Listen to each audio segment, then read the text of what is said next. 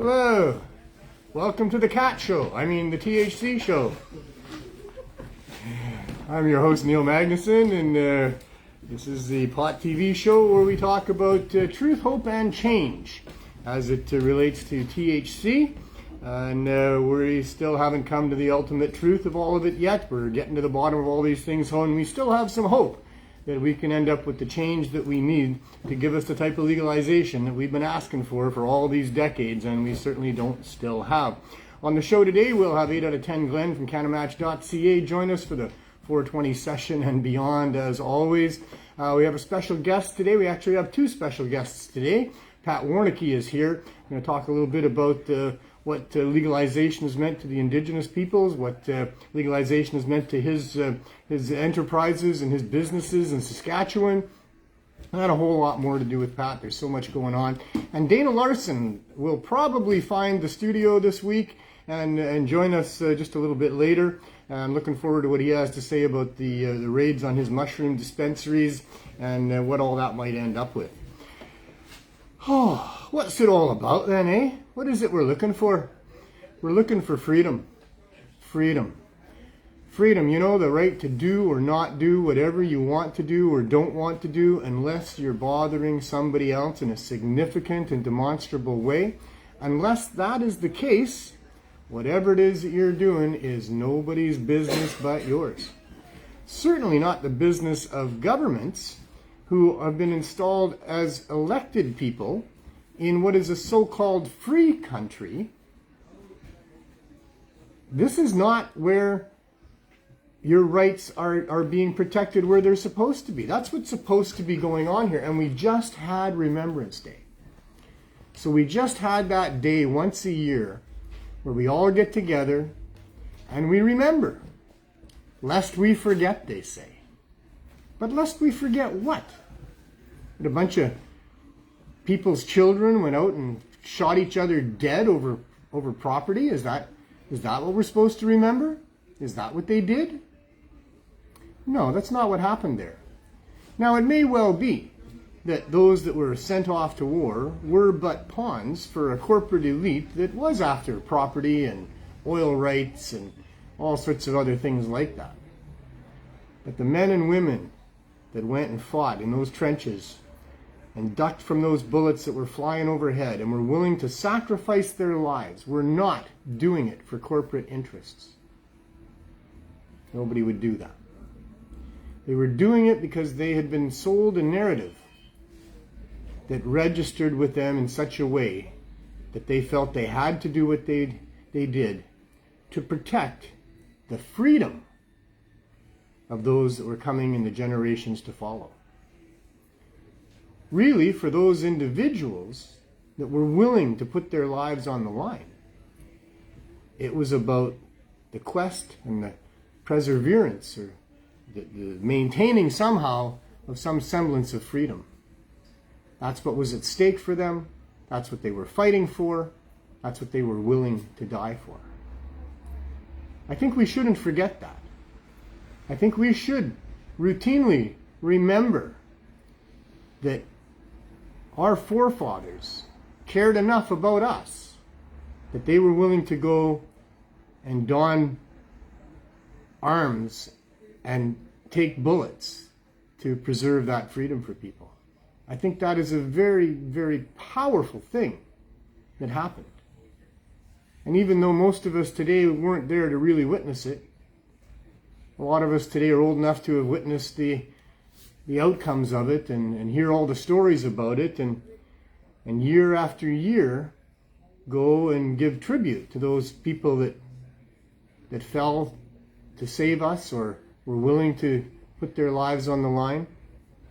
I think that is such a powerful thing that we should really recognize what the absence of freedom means to people.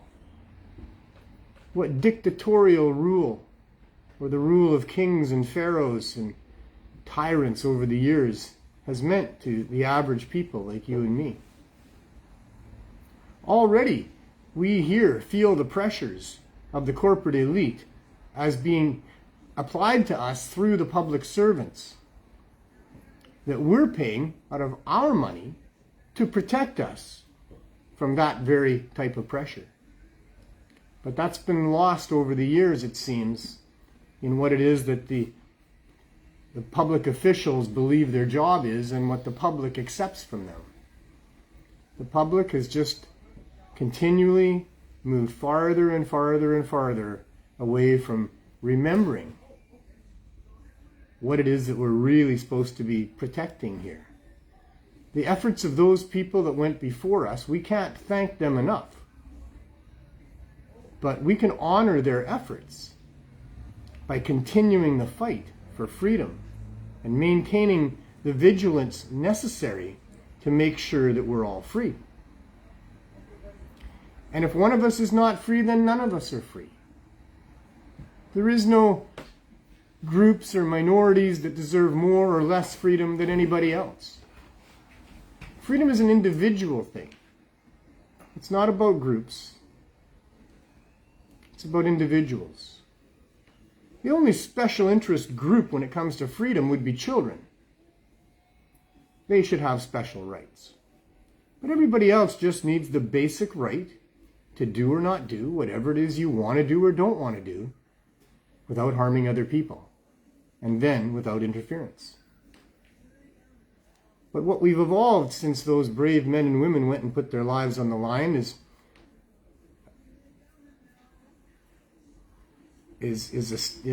party after party, government after government after government, continuing to disrespect the efforts of our forefathers, to erode our rights and freedoms away, and to protect the interests of the very people who we need to be protected from. It's the corporate elite that funded all the wars to begin with, making money off of both sides, war profiteers. And they're not beyond going back to war now. In fact, it's whatever they need to do to continue their control of us as people, to continue their ability to monopolize and exploit us and our environment, to be in control of our economy and rape it of billions and trillions of dollars, while the average human being feels the pressure of increased inflation and higher prices and the inability to really feed and house yourself and your family in this economy without having a really high-paying job. None of that needs to be necessary. This should not be the case. But because of the system that we're living under, because it's not the free system of freedom that we should have, but it's a system where we are tightly controlled by the corporate elite through so-called public servants, paid by us, but bribed by them, to do the bidding of those same people that would enslave us or send us off to war without a second thought if it profited them. This is the battle that we're in at this point in time in history. There's other wars going on as well, as we know. But we're not out of a war ourselves.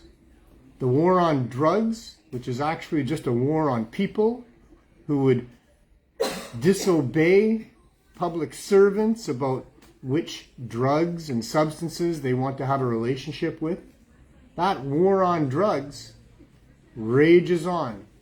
Even though for a long time it's been pretty clear that the attempt to prohibit these substances is a colossal failure if what your motives are is to curtail the misuse of drugs in society.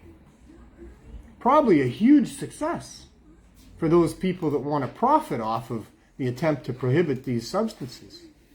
And they vary. There's a whole bunch of different people, from the suppliers of the alternative drugs that we have in our society, the alcohol, the pharmaceuticals, the commercial tobacco.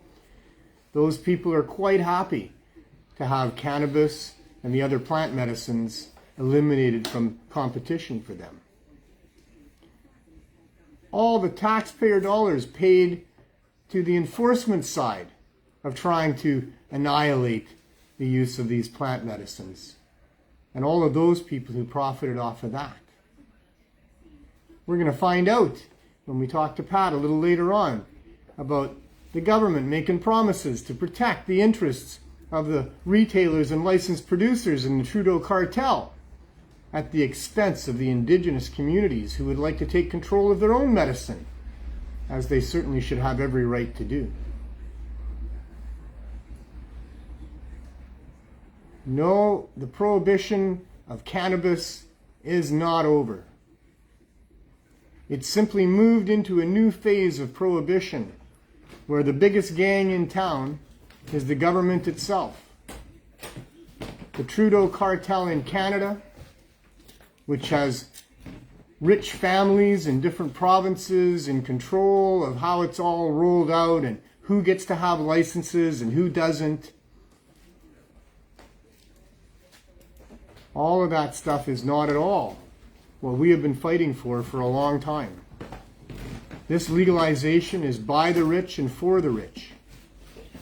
It's not about you and I. Those of us that have fought for legalization for all of these years put the medical users first. They were always our foremost concern. Those people that needed access to live their lives in some sort of quality.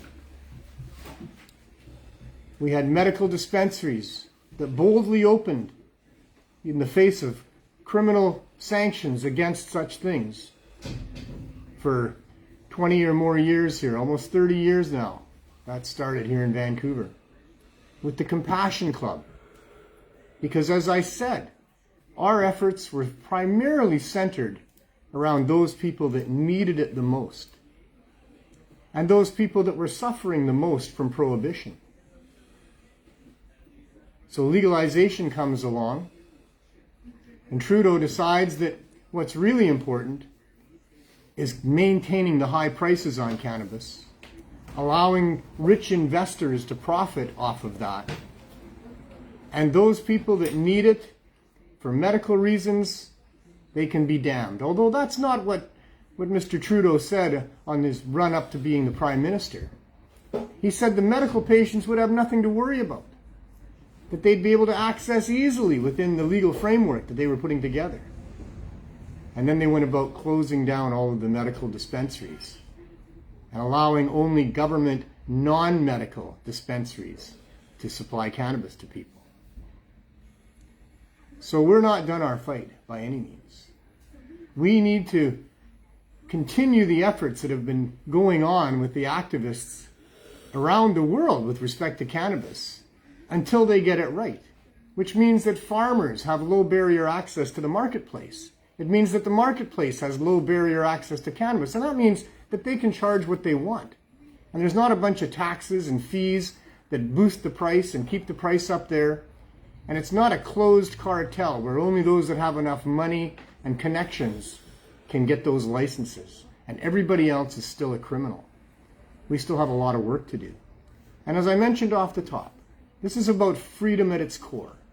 This is about us respecting the efforts of our forefathers that were willing to take bullets for our freedom, so that I could be able to sit here and broadcast a show the way that I am right now. That's part of the freedoms that we've been fighting for all of these years. But we are not there yet. And if we're going to really respect the efforts of those people that went before us and were willing to go to war for us, then we need to not just sit back and accept the corporate influence on our politicians, this legalization by the rich people, only for the rich people, with all the mechanics of prohibition still alive and well, and taking tax dollars to be able to defend the government stores and the government system of dispensing cannabis. And of course, as we know, it was designed to fail. It was designed to maintain all of these things. They never expected that everybody was going to stop growing cannabis and stop selling cannabis because you could walk into a government store and get it. They didn't expect that, and they don't want that. That doesn't continue to feed the pocketbooks of those people making money off of prohibition. No, they like it the way that it is, where those people that want to buy the government product can pay prohibition prices, pay their fines right up front when they buy the product, saves them a lot of hassle, and all those other people, because if you were growing weed before so-called legalization, you're not going to quit growing weed because now it's legalized, and you growing weed is going to be illegal. The growers were illegal before legalization. They've got chains of supply and customers that are continuing to want their products and offer them money. They need to continue to feed their families and pay their mortgages. Just because they can't get included into the cartel doesn't mean they're going to fold up and go away. And the government knows that. And so that's why they're spending all these tax dollars that go into the pockets of their friends to continue the enforcement of the cartel. And we'll find out a little bit about what's going on in Toronto and Ontario, where they've done an analysis on the enforcement, only to find that those disadvantaged people and communities are far more oppressed by the enforcement of the Cannabis Act than the white, richer communities, as it's always been. Prohibition is alive and well.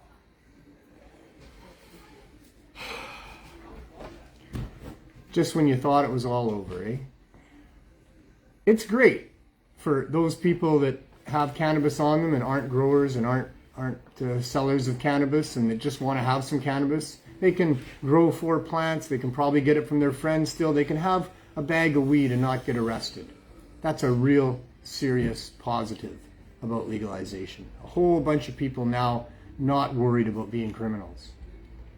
But the downside of that is that all those same people don't understand that the people that need it the most can't get it, that this legalization is still including all of the prohibition that was there before against anybody growing and selling, and it's millions of tax dollars. It's still thousands of people having their lives ruined. All those same problems are still there. So I hope you'll continue to join us in the fight. We're going to talk today to a couple of people that have been involved in the fight for a very long time and have some very interesting introspective views about it from their particular positions. And we'll continue to educate you as best we can as to what this is all about and what can be done about it. We're moving close to 4:20. I haven't had the alarm go off yet, but I'll give you a little bit of an early heads up. You can get something ready there and join us for 4:20. Unfortunately, I don't manage to have a terribly positive show almost ever because of the nature of the topics that we discuss here. But it's really good that our community and our people have developed. There it is. There's the 419. So I got to wrap it up. That's great because I need to do that anyway. But this is an opportunity to take a break, to have a couple of laughs, to enjoy some of the magical vapors of the cannabis plant there, and commune with friends and put things into perspective without having to be so negative about it. So that's what we try to do here. We don't always succeed, but we do succeed when Glenn Wells is on his game. And Glenn Wells is here today. Come on in, Glenn. It must be 4:20. Well, it's almost there. It's just about it. Moments away. How's it going, sir? I don't know if we include 419 in the 420 segment there or not. Yeah, we're only talking about seconds. I could have kept on going, but I was actually out of things to say about it. You're getting tired, were you? Hey, what's going on, Sam? Hey, Sam's here today. Sam, Cannabis Cat. You're telling Sam the Cannabis Cat now? I think he's high. Although it's Kato the Cannabis Cat. They're all Cannabis Cats. They're all Cannabis Cats. All right. We got it. Good afternoon, Douglas. And if you have a cat and you have cannabis, probably your cat likes cannabis. I don't know. You can let us know if that's the case or not. But we do hear there's a lot of that going on. You know there's injectable cannabis now? Yeah, we were talking about that. Crazy. I know, isn't that crazy? Yeah, well, they found that it has a great value in treating different diseases and disorders. Like what? Oh, you're going to put me on the spot. Yeah, I know why you brought it up. I should probably pull up the article. Yeah, well, I thought you would have it on top of your head there. I know. You'd be like on the ball there, right? Yeah, I walked into that one. I thought you might have it too. Well, no. You're the host. They found that information guy. They certainly found that the medical value of the nutritional side of hemp seeds is incredible. And that's what they're using is a hemp seed based product that Oh man, I should pull up. So you got hemp hearts. We know hemp hearts are good for us. Hemp hearts are really good, Yeah, but so- they're minus the shell, you know. Yes, of course, because And the shell is also good The for heart you. needs the inside, right? Not the shell. Yes. I just wanted to point that out to people. There. Oh yeah, okay. Just in case they don't know. You're eating cannabis seeds, Yeah. but they've taken the shell off because Yes. you know it's maybe harder to eat them with the shell on. You know, our ancestors used to do that, eh? What? Eat the shell. Really, eh? Well, sure. The whole seed. Well, this whole thing, it was back, I don't know, maybe 15 years ago where they came up with this machine. Roger Snow in Alberta, who's a big hemp farmer there, he came up with this machine to de-shell the hemp seeds. Yeah. And that's why we have hemp hearts. That's how we have hemp hearts. Wow. But prior to that, nobody was cutting off those seeds to get at the little inside heart and then having a little pile of the hearts. But I remember, I don't think anybody was doing in that. my beginning smoking days, people used to smash the seeds and try to smoke them. Well, it puts off a lot of smoke. Yeah. I don't think there's much in the way of any euphoric THC molecules in there. In the 90s. I know some people were sitting there smashing their seeds and trying to smoke it because they I never did that. No, I know. None of my friends ever did that. What we did do is we found seeds in our weed lots of times. Yeah. And if you didn't get them out of there, all of a sudden halfway through your joint you get a big pop, and then smoke is blowing out like it's a quasar. You know, out there in the universe there's a big stream of smoke coming out there. Yeah. And it didn't taste very good. No. Very harsh on the throat. Yeah. And I don't think that the seeds got you high at all. No, banana peels. You used to smoke banana peels too in jail. That might get you high though. Yeah, it gives you a headache. Yeah? Yeah. I remember when they said that CBD caused... Well, they didn't say CBD. What they said was hemp.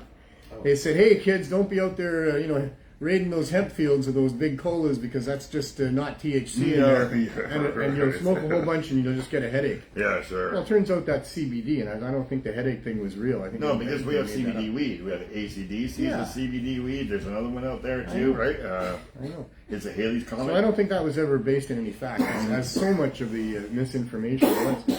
Propaganda.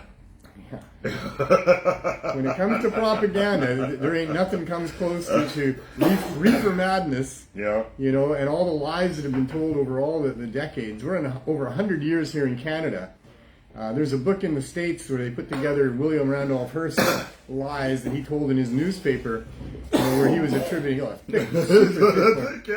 And I'm sure we could put together a book like that here in Canada as well. Yeah. Something like that. Trudeau lies. So, Facebook, just this one last 8-year term here Yeah, I know. of all the different lies, including him lying straight to my face, telling me that he would recognize and respect individual sovereignty. Yeah. So, based on that, I went along with promoting him at that big 420 rally just before legalization, where we had a picture of him on the zigzag package. Yep, I remember we were all that. up there saying, hey, let's vote for the... Well, not Freddie I got a Pritchard. picture of it. Freddie wasn't up there saying vote for the Liberals, No. but everybody else was all gung-ho, hey, they're going to legalize, and doesn't he have nice hair?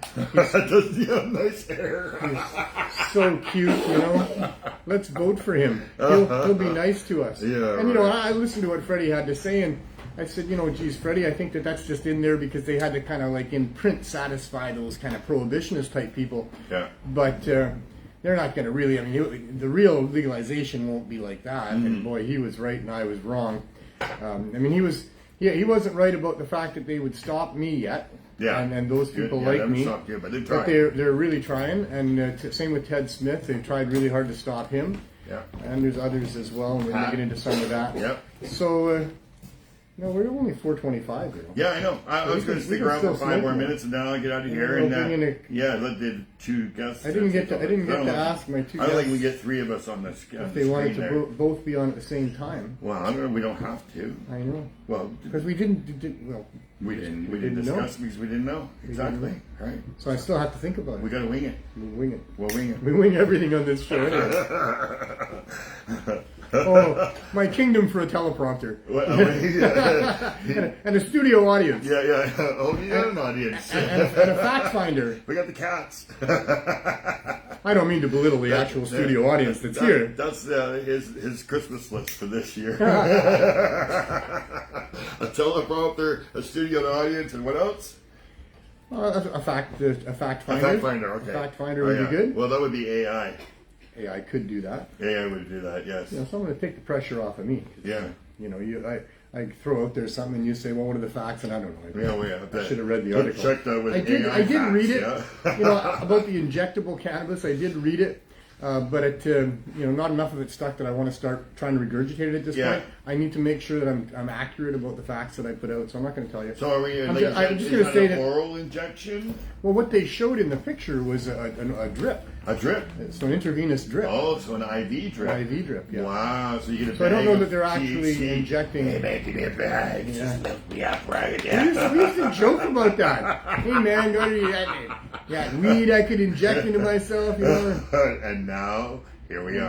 2023. And you know, and then came diamonds, which looks a lot like crystal meth. I got diamonds. You know. Oh yeah. You know, but I mean, and you look at it. I mean, diamonds, butter, these things. It looks like speed. And I'd love to do a butter experiment, you know. Oh, yeah, butter at home. I've told you about this before. Okay, what do you want to do? Well, I can't do it. I don't think it's ethical. Basically, I'm not sure. Oh. I've talked actually to the people in the community about if we could structure something to do. It would have to be a blind test. Yeah. Of people that were current crack users. Okay. Oh yes, I remember. And provide them with butter instead, and tell them that it's or lead them to believe or something that it's just a new version of crack. Ah. And see what they think of it. Oh, you know what? We could just use the butter as a placebo. You maybe have some real stuff in there, but it also has the butter as a placebo, and then you would get the different reactions, right? And it would be a placebo, and people would understand that if they're going to be part of this, they might not get the real thing, they might get the placebo. They might, but they need to be thinking ahead of time that what they're getting is crack. You wouldn't want. Well, you wouldn't want to have them. You know, nobody knows when you're getting a placebo when you do those tests. But, I wouldn't want them to understand that there is this other substance that looks like. But it has crack. to be.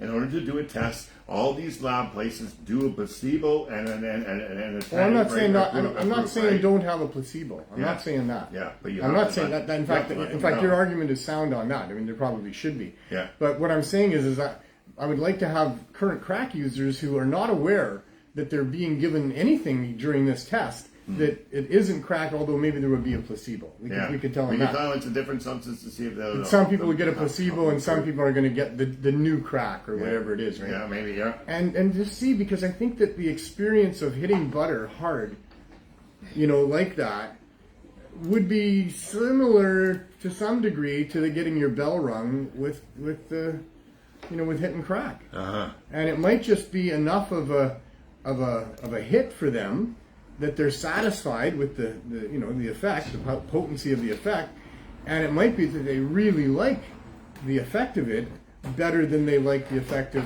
because when crack hits, your temperature goes way up, heart rate goes way up. Your heart rate goes way up. So when you do a good dab, it does too. That's what I mean. Sweat, they would still get some of that potent hit type thing without. They probably don't get their bell rung. No, but they get a similar enough potent effect that they might go, hey, I like this. Yeah. This is better. And then if they use that for a couple of weeks in place of the other, then they've pretty much weaned themselves off of crack at the same time. At the same time. So I'd like to see that. But anyway, something or butter, yeah. That's my little thing. There you go. All right. So, that's it. 429. As long as you put it down as a placebo, right? So should I canvass my guests? Yeah, well, we got one sitting here right now, so why don't we go with this? So Dana and Pat, you guys want to come on at the same time, or do you want to come on separately? You got to go before too long, is that correct? Yeah. Okay, come on, sit in my seat. Come on in. Come on in. All right.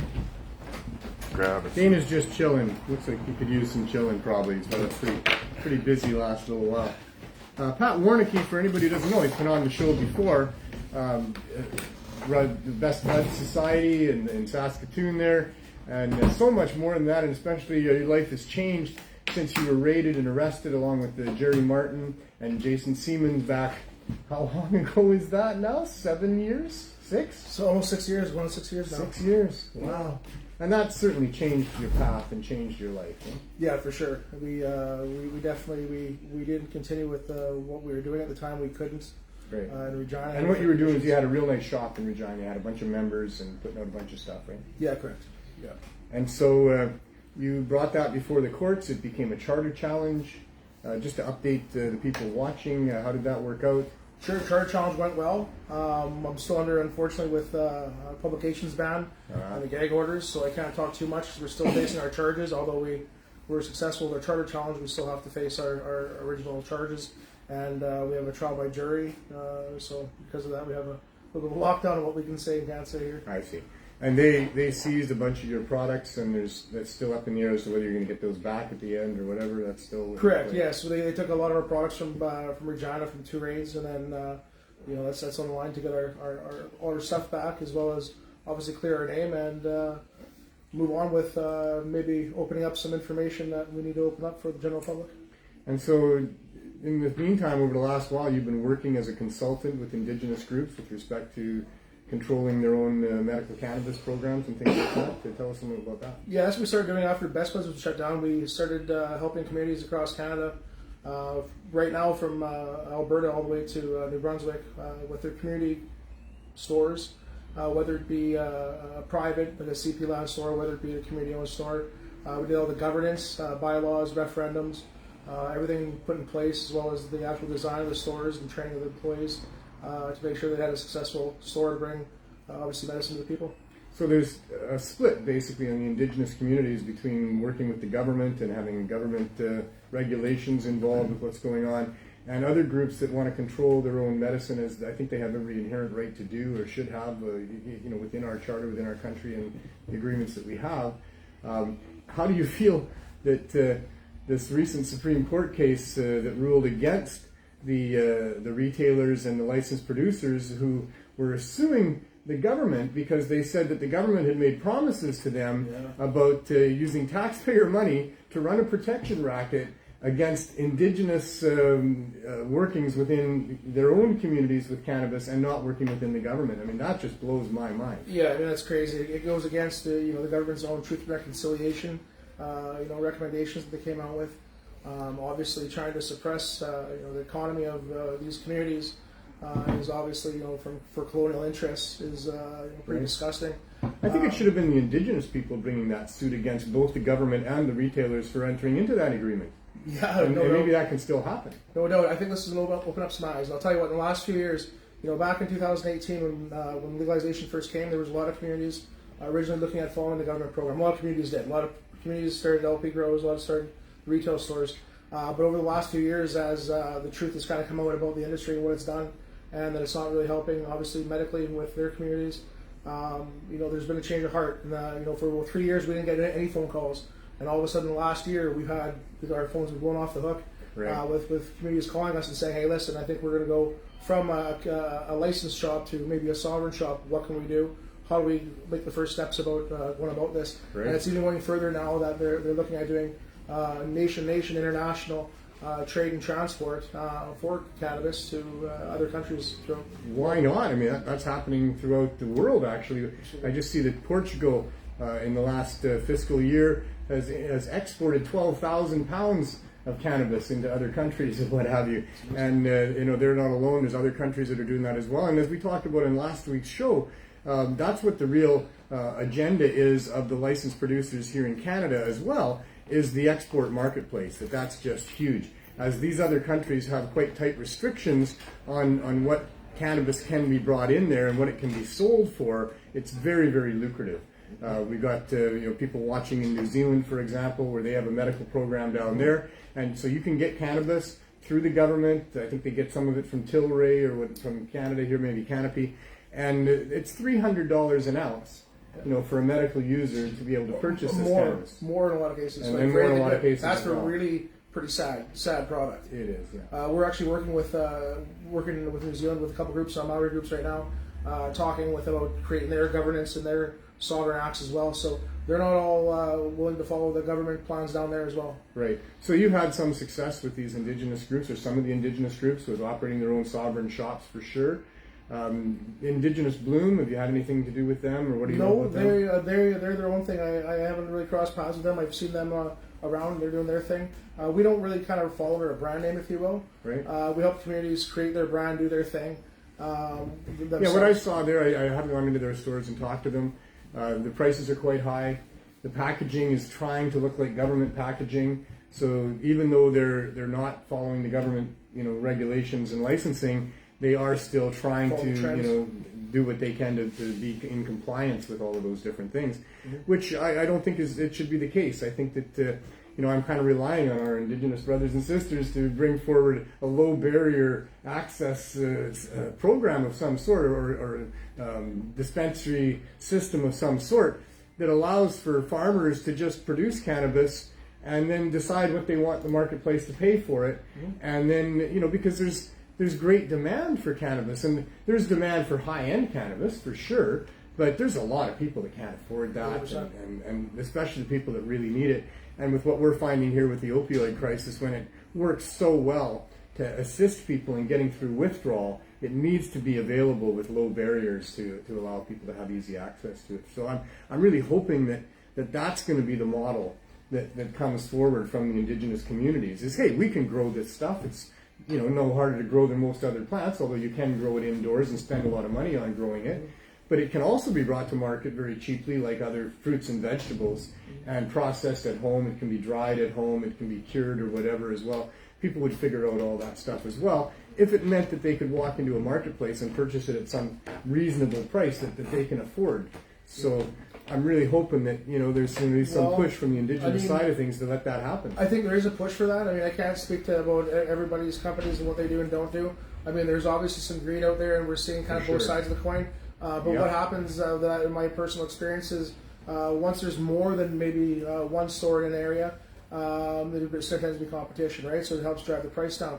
But there's greed out there. There's some stores that charge more, and they don't have necessarily the fecal oil and the other products that you need for patients. Right. But I know all the stores that we work with. That's Bloom did focus. have some higher dose or proper dose edibles available for people, so that was good to see. Nice. Because that's so important as well. Absolutely. So, yeah, well, I'm just getting a report here that Urban Meds was hit by the CSU on Friday. Silas Jones. I'm actually really. Yeah. I just talked to him today. He didn't say nothing. About it. Yeah, he just messaging right here right Well, now. So interesting. he's also donates to Indigenous Well, I'm cultivation. going to talk with him tomorrow. Yeah. He Interesting. said he stayed open. Oh yeah. Well, I just briefly talked to him today. I'm going to see him tomorrow, I guess. Interesting. yeah, the drug war's alive and well. Yeah. Yeah, on all fronts. They're still coming after. They busted the group that was advocating for safe supply. Oh. And, they've got a lot of support. They've been at it for a long time. They represent a lot of people that have been oppressed and harmed.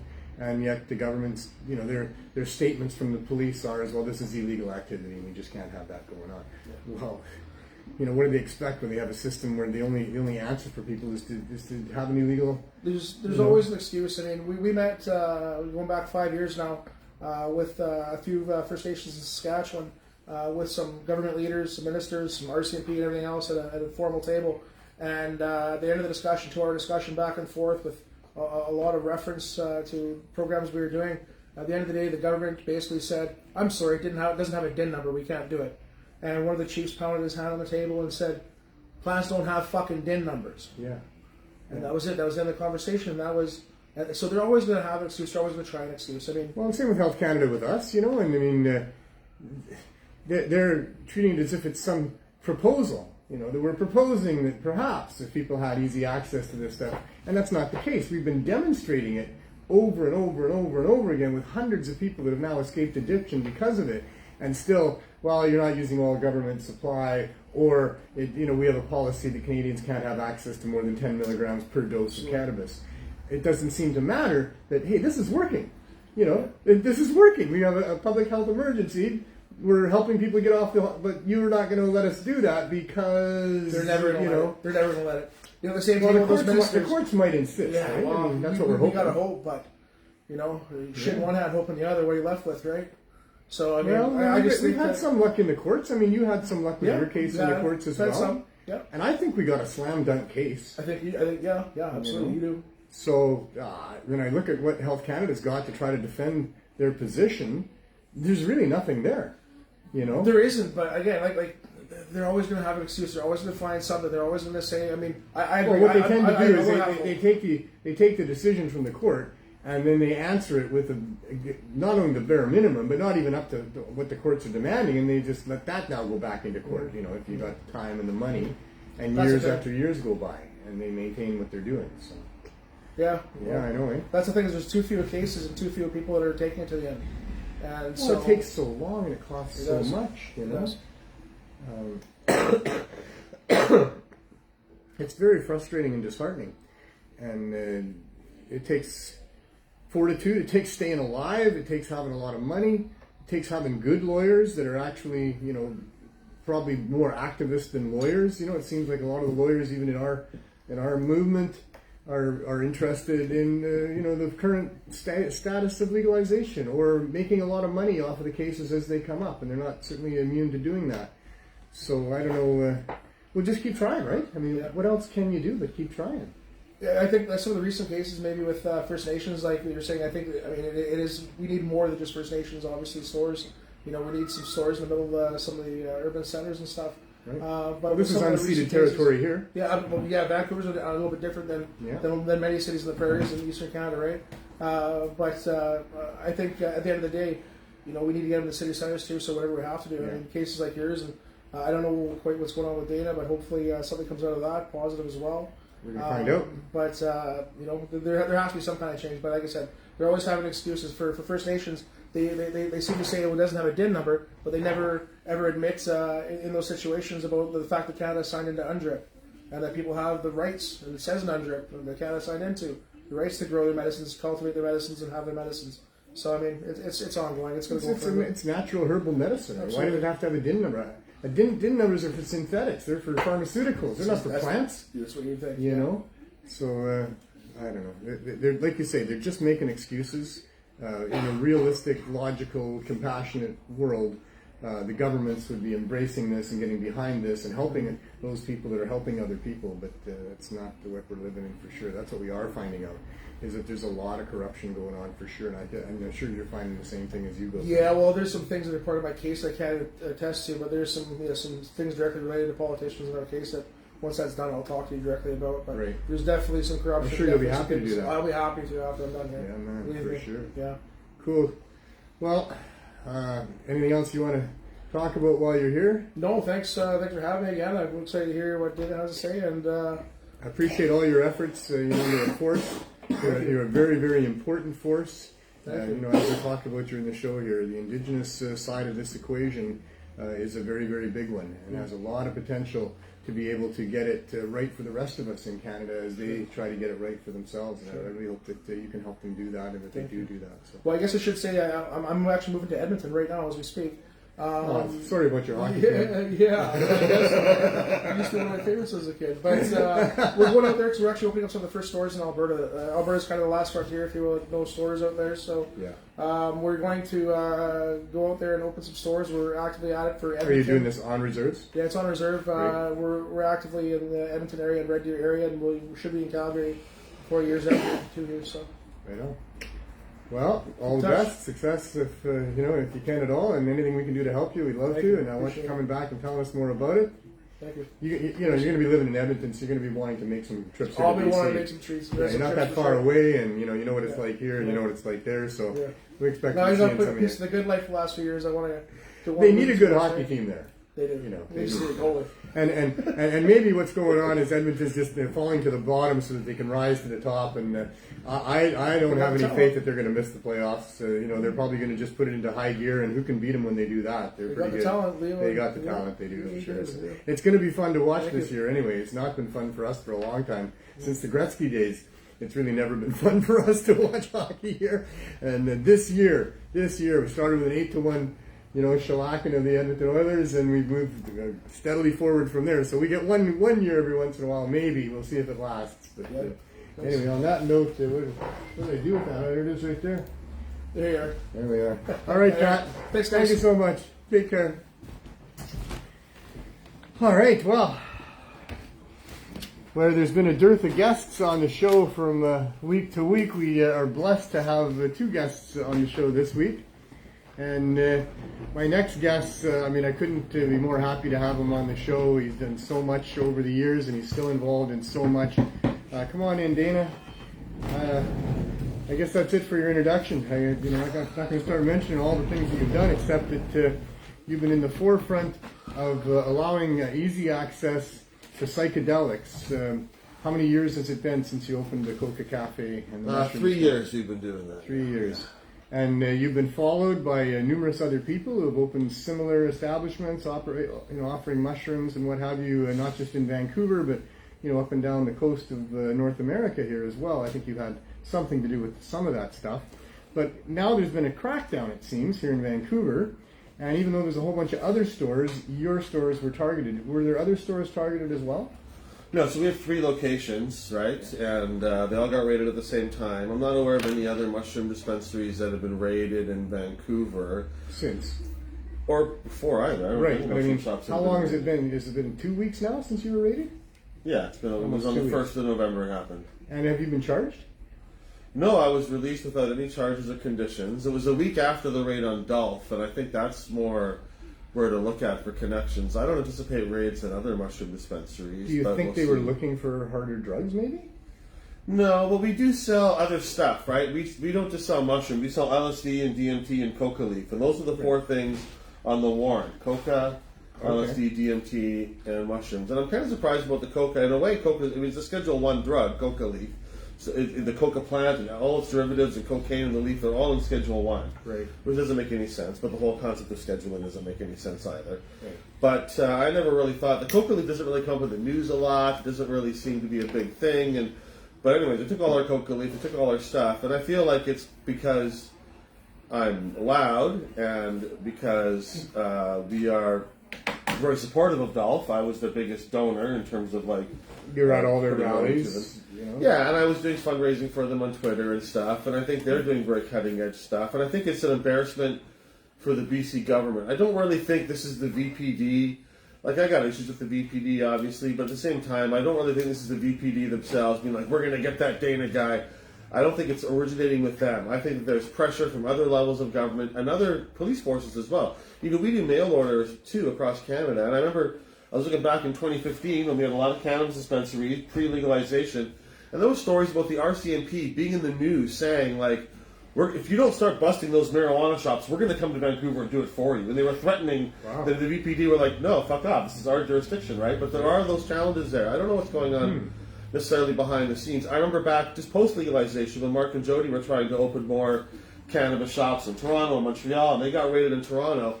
And there was a raid at the Cannabis Culture location here by the Toronto Police. And I spoke to my contact friend in the Vancouver Police Department, and they said, look, this is not us doing it. We are accompanying them because we kind of have to, but they asked us to do this raid for them. We said no. And normally we say yes. If other police have evidence in different jurisdiction and want us to investigate it in our jurisdiction, we say yes. But here we said no. And so we made them, the Toronto cops had to fly out to Vancouver and do it themselves. And so there's a tension there between the Vancouver police and other jurisdictions. And I don't know if that's involved here or not. What I do know is that this investigation, the VPD said it began in the summer, which was around the time we were in the news. There was that story about the company that got permission to import coca leaves to make cocaine. It caused a brouhaha. The same people in the legislature that are complaining about Dolph, Eleanor Sturko and others are complaining about this there. And that stuff is going to be used for into lab rats and research. It's not like they're creating a legal cocaine market, which they probably should. But they did bust a mushroom shop, at least one in Ontario. Oh, there's been several raids in Ontario. Oh, and absolutely, Hamilton.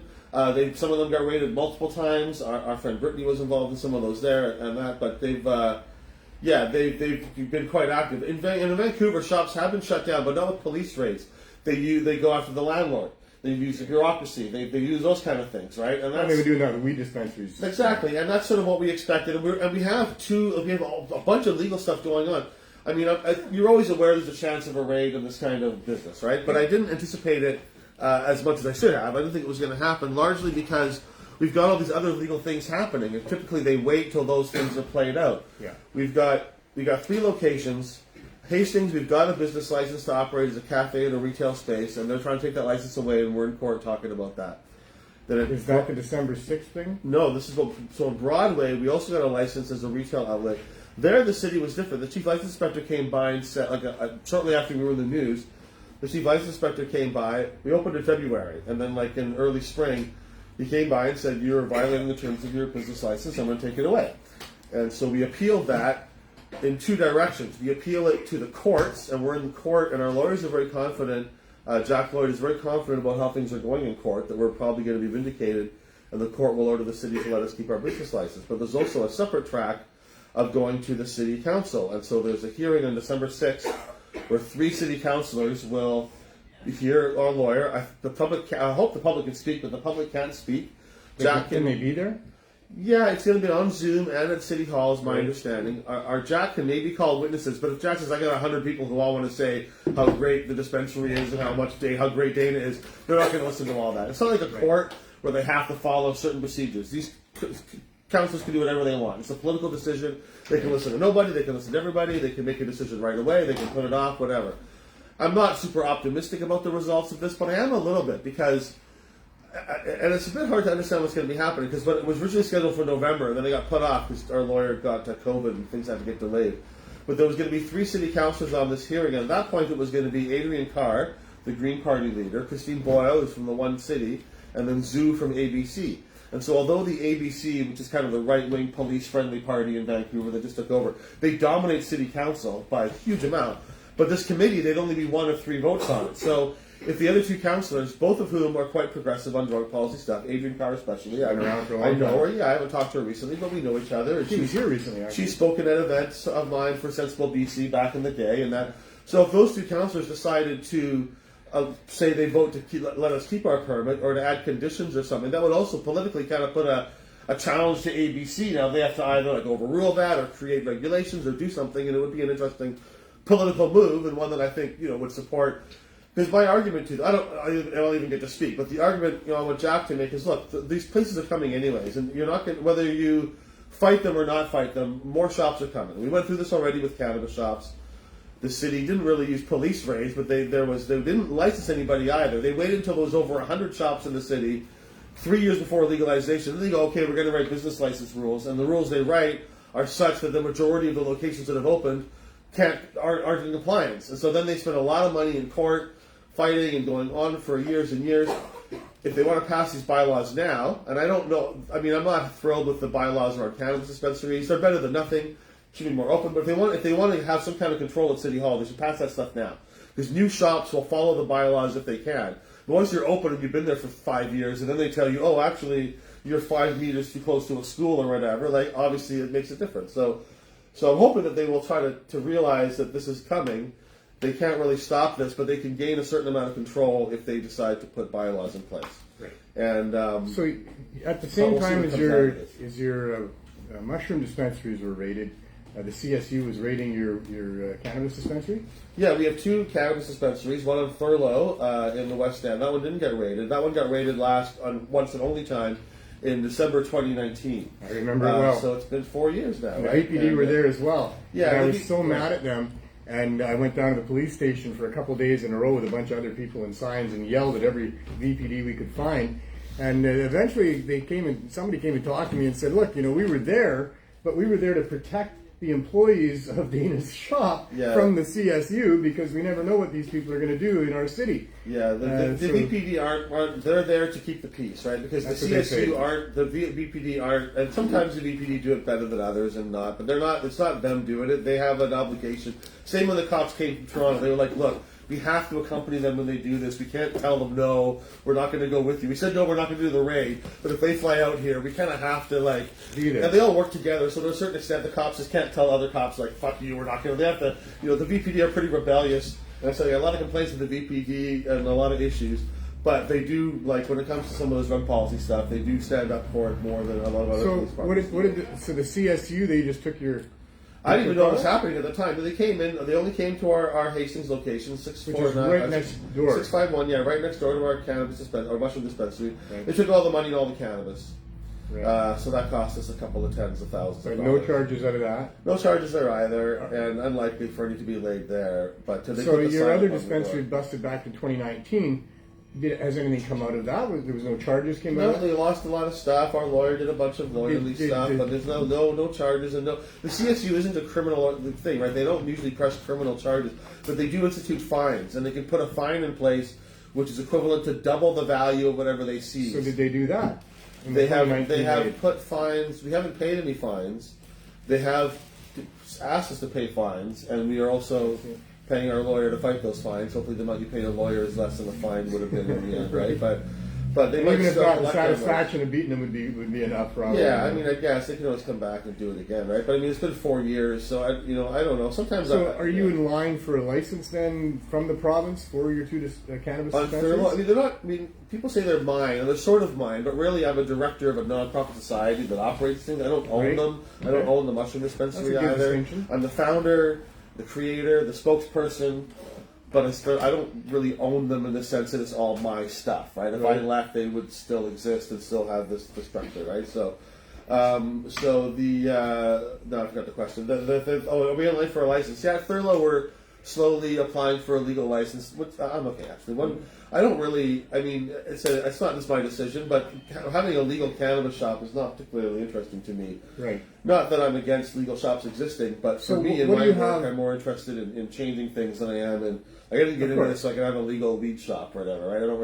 Unless perhaps it was a proper legal weed shop that you could do things the right way. Yeah, but even then, that's not really what I'm interested in. Like, I'm not. I mean, I'm interested. I do retail because of the revolutionary aspects of it. Really? I'm not particularly interested. If I just had my own, I don't run a shop. No, running a shop is not like my preferred thing to do. Like, I enjoy it, but like, no, I'd much rather try to change the laws. Yeah, I do it as a means to an end. Yes. I would rather, if I had my own, if everything was perfect in the world and I didn't feel the need to compel to try to improve things, I'd want to just write books and be an author and just do that kind of stuff. I don't think I'd run a store. I've spent a lot of time making signs and figuring out prices and designing. I'd much rather be imagining my fantasy worlds and writing stories and things like that than working on how much to charge. And you've done some of that already. Yeah, I do that. I mean, I like that. But I mean, I enjoy my work, but instead of retail, I didn't like. The Harry Pothead series, and tell us about some of the books that you've put out already here. Oh, well, it's been a while since I published a new book, but I've got Harry Pothead and the Marijuana Stone. I wrote that like probably 10 years ago, and that one is still one of my favorite books. I'm working on a new book right now. I've been working on it for a couple of years. It's called The Hashtastic Voyages of Sinbad the Strain Hunter. Great. And it's kind of a takeoff on the Sinbad stories and the Arabian Nights and a lot of sword stories, the Finn stories, and things like this. I've been working on it for a while, and all very cannabis infused with magical cannabis tales and things. And yeah, that one I'm hoping to finish in the next 6 months or so, I guess. And you wrote a chronicle of the history of cannabis activism in Canada. I'm still working on that too. I got the illustrated history of cannabis in Canada. That came out quite 2018, I guess, with legalization. I've been redoing that, getting the pages colored, adding a few extra pages in, re-releasing it with more notes and annotations and stuff. We've done 4 of those.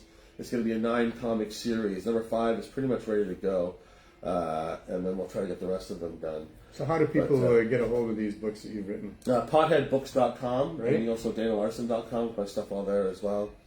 But yeah, Pothead Books, my books are on sale. They're getting back on. We were off Amazon for a while, but we're getting back on Amazon again, so we're available through the mainstream channels as well. I mean, with the raid, I mean, you would expect to be charged, I would imagine. Well, let me tell you about the whole raid thing, because I'm at home when the raid happens. I get confusing text messages from my employees.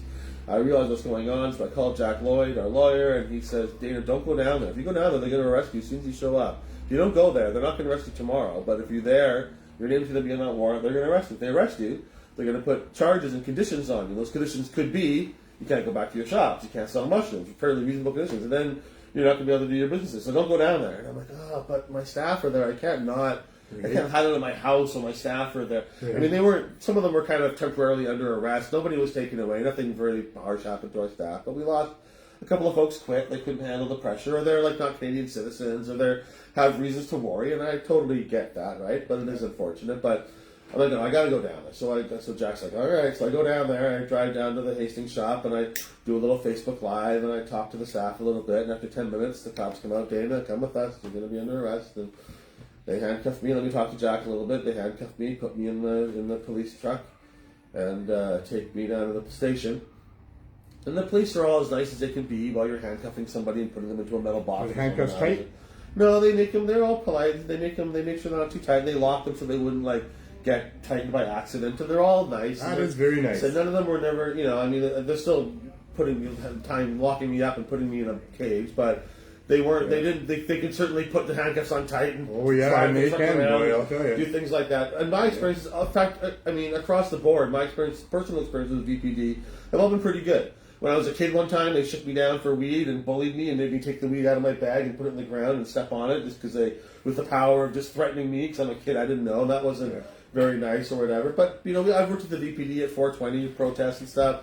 They're always professional and nice, and the few times they've arrested me, that I've had issues, they've been fine. But I know that's not everybody's experience, definitely, No, right? sure. I'm not trying to vindicate the police. I've had I'm both just saying- sides of it. Yeah, for sure. There's people like Miles Gray that get beaten to death by fucked up police too, right? But my personal experiences in this context, I'm just saying they were all nice and friendly and polite. Didn't do anything to me that was unprofessional.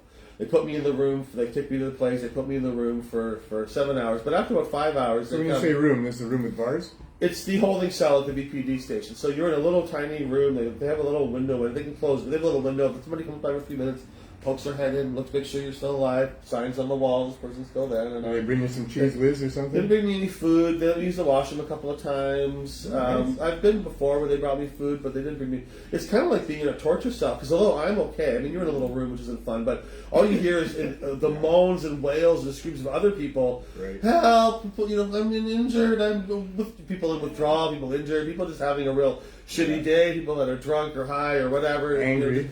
Yeah, angry and just not happy. So you hear all these moans and calls echoing. You can't see anybody because occasionally someone walks by. Yeah. But normally they're all locked up in their little rooms and they're trying to question somebody. I sang on cannabis when I was in there, trying to calm people down. Yeah, I sang a little bit, made some noise. But after 7 hours, it's a lot hard to keep singing. But then they took me for questioning, and that part was kind of the most interesting part because you just get out of your room. The two cops come and they put my handcuffs in front and they take me to the room across, like outside across the way. And the one cop's like, remember me? Remember like 2011 with the Canucks? And I'm like, what? And I'm like, oh yeah, he arrested me in 2011 at the Canucks game before the riot Canuck game. I was at one of the outdoor games and the Canucks won. Right. And so we were all celebrating on the street and I was smoking a joint with a few other people. And like 5 cops came up and grabbed me and pushed me against the wall, and I'm like, everyone here is drinking, and we just won the game. What's going on? This is Vancouver. I'm smoking a joint. What's going on? Why is this happening? Wow. But these cops they helped me, detain me for a little bit, took the joint, Wow. whatever. But he was like reminiscing over this as if it was like, remember that time that we, like if you helped me get my cat out of a tree or like something bad had happened, Yeah. you'd help me as a cop, then yeah, we can reminisce that time I needed help and you saved Good me to from see that you bad again, buddy. thing. How you That'd be been? great. But the time I arrested you for that joint, I was like, this is not like a fun memory we have together, right? Like, so they take me to the room and they try to sort of get me to confess to stuff. And I mean, Jack, I did get to talk to Jack again after I got arrested. He's like, I told you you're going to get arrested. Now Don't I'm telling you say this anything. now. Don't say anything. This is your next advice. Listen to me this time. Didn't listen to me last time. Listen to me now. Don't say anything. And I watch interrogation videos on YouTube. A lot of people do.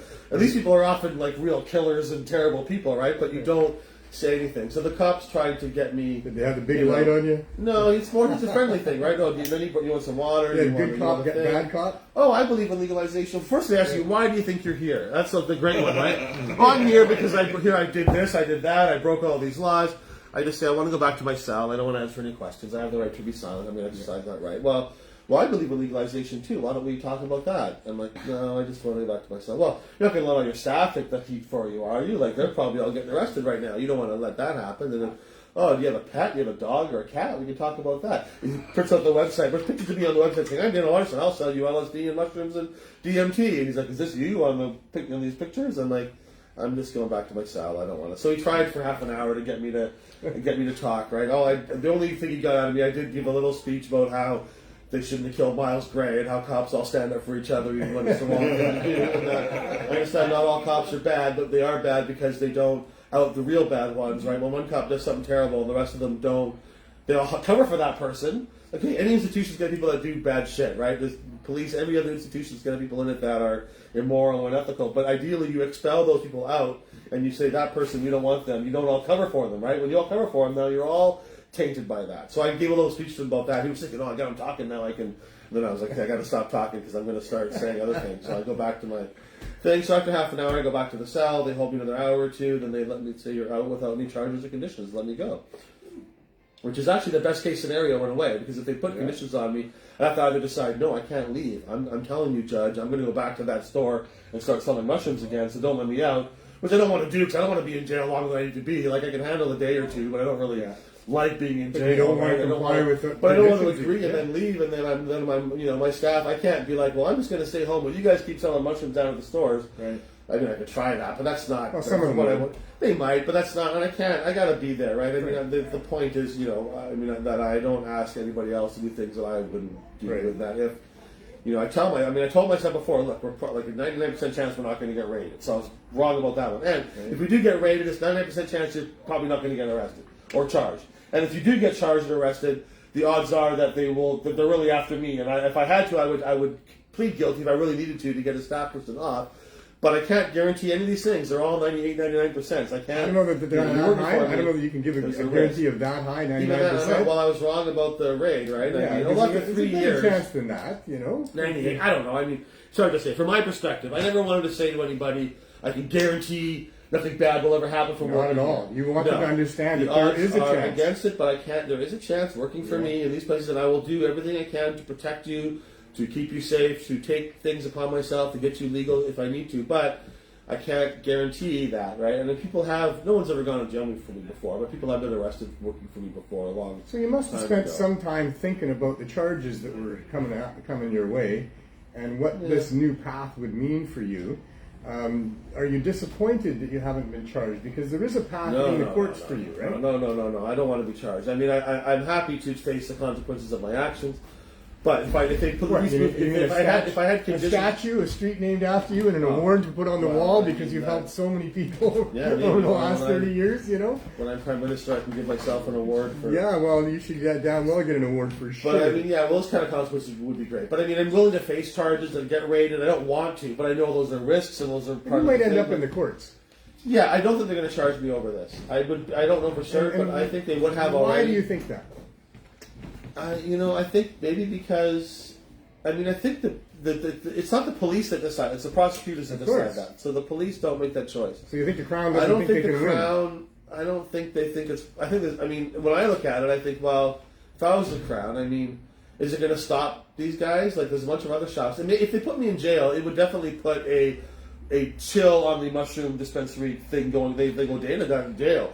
I want people to go, Dana's getting away with it. I can do it too. That's what I want. I want them to go, Dana didn't get busted. I should open one as well. Right. That's what I hope my role is, to be the guy taking that position. And then when if they put me in jail for 20 years, well, people aren't going to want to open mushroom shops anymore. For sure. But I think that we have a potential to win. With cannabis dispensaries, we won a lot in court. And even when we lost the court case, people weren't getting long jail sentences, right? So the government, even today, the federal government announced that they're going to be allowing access to psilocybin and other psychedelic therapies for veterans that are suffering from PTSD. There's all kinds of studies coming out, as you know. You're the one who should probably be telling me and the audience about the frontiers of psilocybin as a therapy and how that's being accepted in Oregon and California and numerous other places even around the world. And you're probably involved in a lot of it. I know you speak at different places and what have you. I don't think they can win a case. I think Jack would be just, rubbing his hands together and drool a little bit to actually get into a court and be able to defend what it is that you're doing there and allowing people to have access to this. I know that there's, like you said, probably hundreds of people that would line up to stand in front of the counselors and say, hey, I like Dana, I like his shop, I like having access. But you've probably got a good body of people that have actual testimonies of serious help that they've received because you've provided access. In fact, I think there's the documentaries,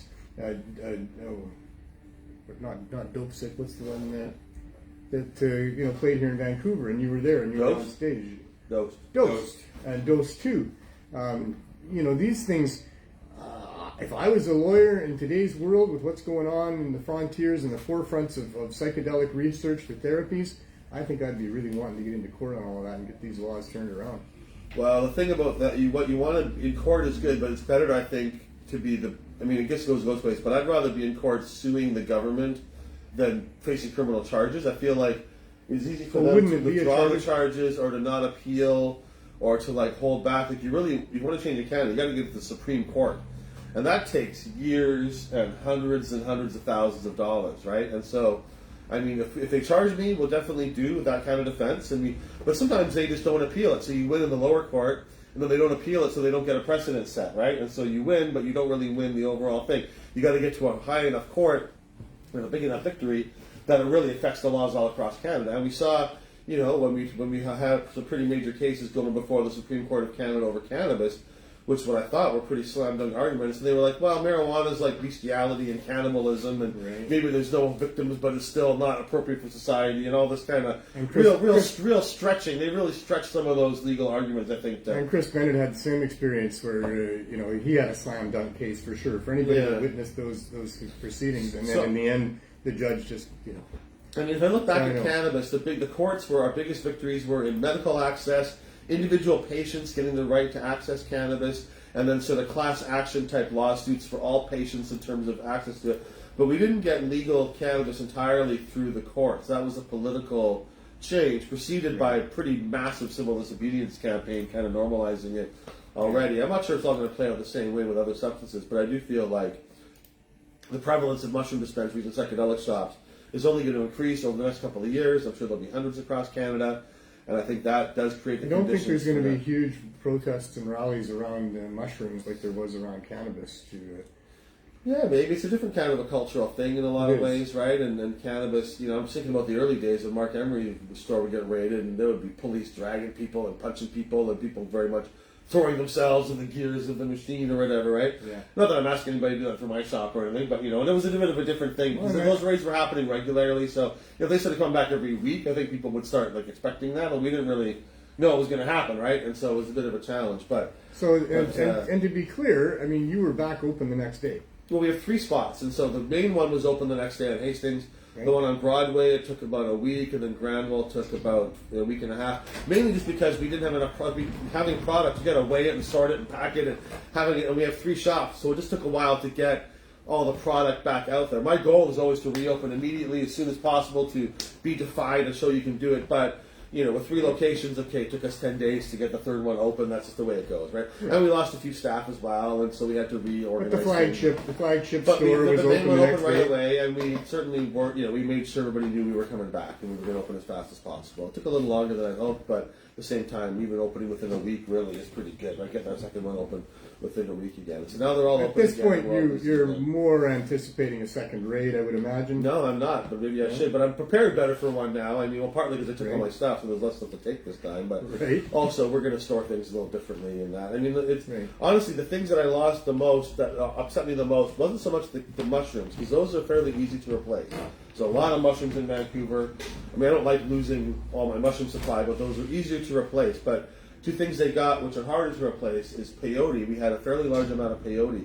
I think they took it by accident, because we had a bunch of peyote that was labeled as peyote. They didn't touch any of that. We had a big amount of peyote that was in our safe with all our mushrooms, and it wasn't labeled as peyote. Powderized? It's dried buttons. So, I mean, it doesn't look like mushrooms, but you don't know. It looks like something suspicious. It's in a safe with a bunch of mushrooms. I can understand why they would take it with everything else. And I'm hoping we can get that back, because the peyote is hard to get. It's expensive and difficult, and I was really looking forward to... Is it controlled and illegal in Canada? No, peyote is illegal in Canada. It's allowed. It's exempted from the CDSA specifically. If you make mescaline out of it, that's illegal. I talked to Jack earlier. There is some question about, well, if you grind up the peyote into a powder, is that now closer to mescaline or closer to peyote? And some courts have said now you've started turning into mescaline. But ours wasn't powdered. It was just dried buttons. I mean, I'm not just saying it as but I think that is legal. I think they would have left it if they'd known what it was. And maybe if we can convince them that that's peyote and not mushrooms, then they'll give it back, because they weren't supposed to take that. It wasn't in their thing. And does that have to go through the courts, or is Jack able to talk directly to the I'm not crowd? sure how it's going to go. And we have to, I mean, they're not in a hurry to give... On Granville, we have LSD blotter art, right, which is just cardboard cut, looking like, there's no LSD in it, but it's the sheets that comes on with cool art. And we saw a lot of this framed. And at Broadway and Hastings, we had some on the wall, they left it off. But at Granville, the cops took all the art off the wall, all this framed blotter art.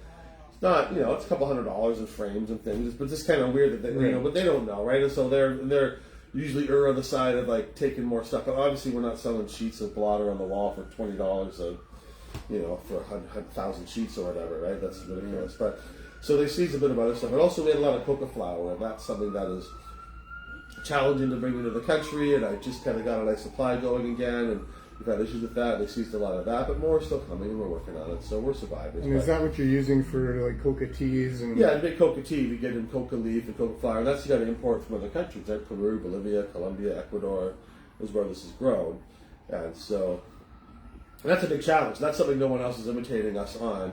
It's not, in terms of mining, it's not the giant part of our business, like the mushrooms and psychedelics, or we sell a lot more of that than we do coca stuff. But it's important, I think. And I certainly have a lot of people that really benefit from it as well. One woman comes and gets it for her husband. He's got chronic pain, and he finds drinking coca tea eliminates his chronic pain very successfully. You have people that have been involved in a relationship with cocaine that come and would use the teas to wean off of that? Is that something that happens? You know, there's studies into that. There's research into cocaine users chewing coca leaf and being quite successful. There's one guy that messaged me that had an Adderall addiction, which he stopped from using microdosing and drinking coca tea, he said, and that allowed him to stop using Adderall. Others have told me about other kinds of like stimulation addictions that they've dealt with, not just with coca, but helping the coca. I think chewing the coca leaf is probably better than the tea for that kind of stuff. When you drink the tea, it takes it longer to come on. It's got to go through your digestive system. When you chew it, it goes right into your bloodstream from your cheek. You get a numbness. It's a more immediate effect and a bit more of a, not the same kind of rush you get from like smoking a big bowl of crack or something, but you get more of a faster come on, right? It's a bit more of a rush kind of effect to it. And so I think those are good. Does it have a taste? Is it bitter?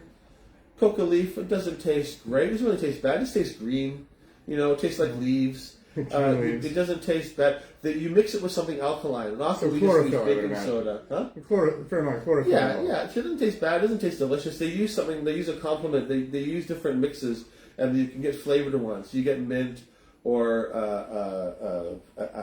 other flavors that they use in there to alter the flavor, make it taste a little better. But you need something alkaline with it to chew it with. But it can be quite effective. What about in caps? You can take it as a capsule. We don't really sell the capsule so much, but that's more if I had more of a supply, I'd probably offer that too. But yeah, you can take it in a capsule. Just drink it in a tea is a nice way to do it. But the chewing it in your sell teeth mushrooms in capsules for microdosing. We do sell a lot of mushroom capsules. Yeah, we have capsules ranging from 12.5 milligrams, which is like a pretty tiny dose, up to 500 milligrams, half gram. Most microdosers who are taking it 2 or 3 times a week, I find like 90% of those between 75 milligrams and 150 or so is the standard range for most people. There's the so odd a tenth of a gram, essentially. Yeah, there's around 100 milligrams. The odd person needs 2 or 250, and the odd person tells me they get a real strong effect from like 12.5 or 25. It can be psychosomatic or placebo effect, but also what I've read, it's like a bell curve. So there's the odd person that's really resistant, and the odd person that's really sensitive to it, and then most of us are in the middle somewhere. So that seems fair enough to me. And if somebody says they're getting a benefit from a 25 milligram capsule, I'm not going to argue with them. Someone says they need 250 because 100 doesn't do it for them. That's their experience, right? But for most people, 250, you're feeling that. That's more of a social kind of dose. You're not like tripping balls and crying and having insights, but you're feeling good, right? So around 250 to like 500-600 milligrams, quarter gram to half a gram for most folks. That's kind of a social dose where you feel good, you're feeling effects. Then over 1 gram to 3 grams, that's the kind of the psychedelic range for most people, where you actually have a breakthrough experience. For most folks, over 3 grams is probably too much, but some psychedelic for voyagers like bigger dosages, we usually recommend don't do over 3 grams unless you've had some. It's a hero's dose. Yeah, we have one guy at our dispensary who's in a wheelchair. He's paraplegic. He has a lot of pain and spasms and things. He takes like an ounce of mushrooms a day. Wow. But he doesn't really get high off it, but it makes his spasms stop. It cuts his pain. Wow. And I kind of wonder about that, because we know there's the tolerance effect. You take mushrooms every day. Every day you're going to get a greatly reduced psychedelic effect. But there's medicinal effects also, and I don't know if those are also reduced in the same way. Like maybe you're not getting as high. I mean, every drug, you smoke weed every day, you get way less high off the joint after, than if you don't smoke any weed for a month and you have one. But the high isn't the only medicinal aspect, right? Certainly high is part of it, and with mushrooms, the high is a part of the experience. We think of mushrooms as being purely psychological, right? It's all about thing, but it's very physical as well. And to this fellow who has these spasms, other people have told me that they're microdosing. They use it for chronic pain, and it makes their pain go away.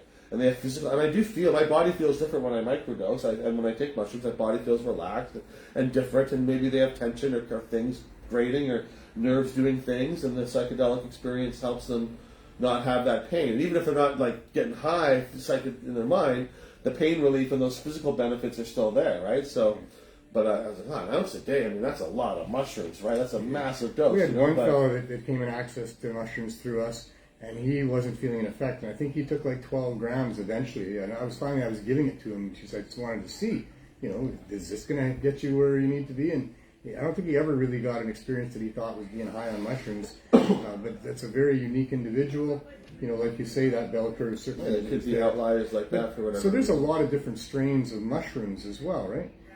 How do they vary in their effects? Yeah, I mean, it's like cannabis, you know. You think of people think, oh, THC. How much THC is in that weed is the only factor that matters, right? And that's the one they put on the label.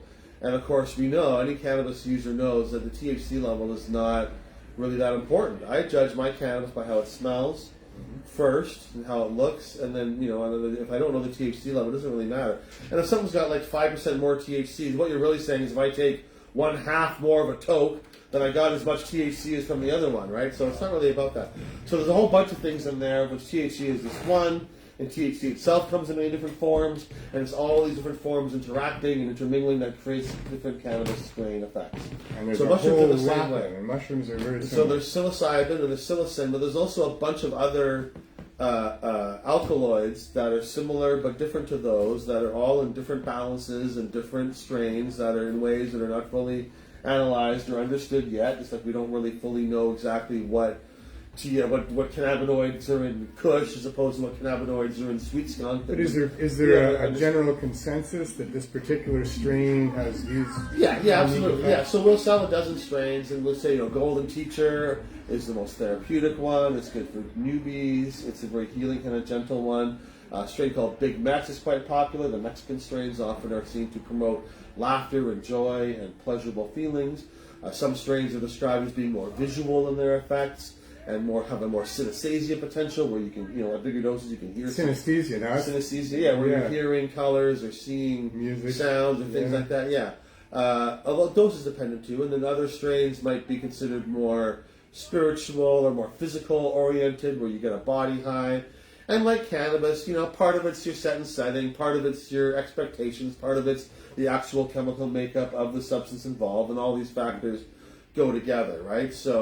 But like describing the strains for mushrooms is very similar to describing the cannabis strains, where, you know, all cannabis is all kind of similar in one way, right? Where all cannabis is going to have a generally same effect, but also there's a lot of variation in there and a lot of different smells and appearances. And mushrooms, you know, some cannabis strains will be giant buds that are light and fluffy and airy. Some are real dense, hard little nuggets. Well, mushrooms, some of the mushrooms are huge, fat, giant mushrooms. The penis envy one is known for its phallic shape and the big head on the top. You get other ones that are little tiny, little gnome mushrooms that are real small and dense. You get some that are round and fat. You get some that are real thin and long and stringy. You get some that don't look like mushrooms at all. They got a blob mutation, and they're like a big cluster of just white fungal material, right? And is that their The genetic, those are all predetermined genetic way to grow? Or yeah, is that... well, I'd say it's like weed. It's a lot of it's pre-genetics, but also it's how you grow. It makes a difference too. Right. When you harvest it, just like cannabis, you can grow cannabis has certain ways it wants to grow, but you can also train a big one to grow small. You can stretch a small one to grow big. You can,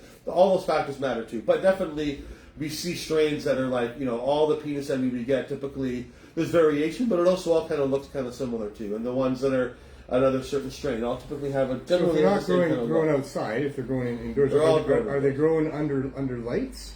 Not a little bit, but the light, they don't really are use they, light. like, do their thing in They the don't, dark, really? they don't do photosynthesis, right? Right. So they don't need light like that, but they do need light at the end to sort of figure out where they're going and what up is and stuff like that. But you're Right. really growing it, like often you grow it in a plastic bag, a sealed bag. And we were selling kits for a while, and we stopped doing them because they're living things, and you got to sell it fairly quickly. You can't just have it sit in the fridge for a couple of weeks; they go bad. And people also often make mistakes when they get it home.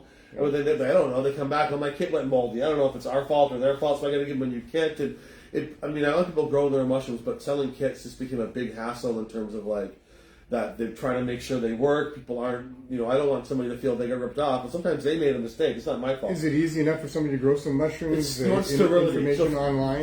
The main thing is you want a sterile medium, so they will steam it or cook it or heat it, so they get all the stuff out of it, right? So you got a soil, kind of a base, and then it'll be in a sealed bag. Often you'll have like a rubber stopper in the plastic bag. You'll stick your syringe through there, so you can squirt it and put the mycelium in there to get the spores, to get it started.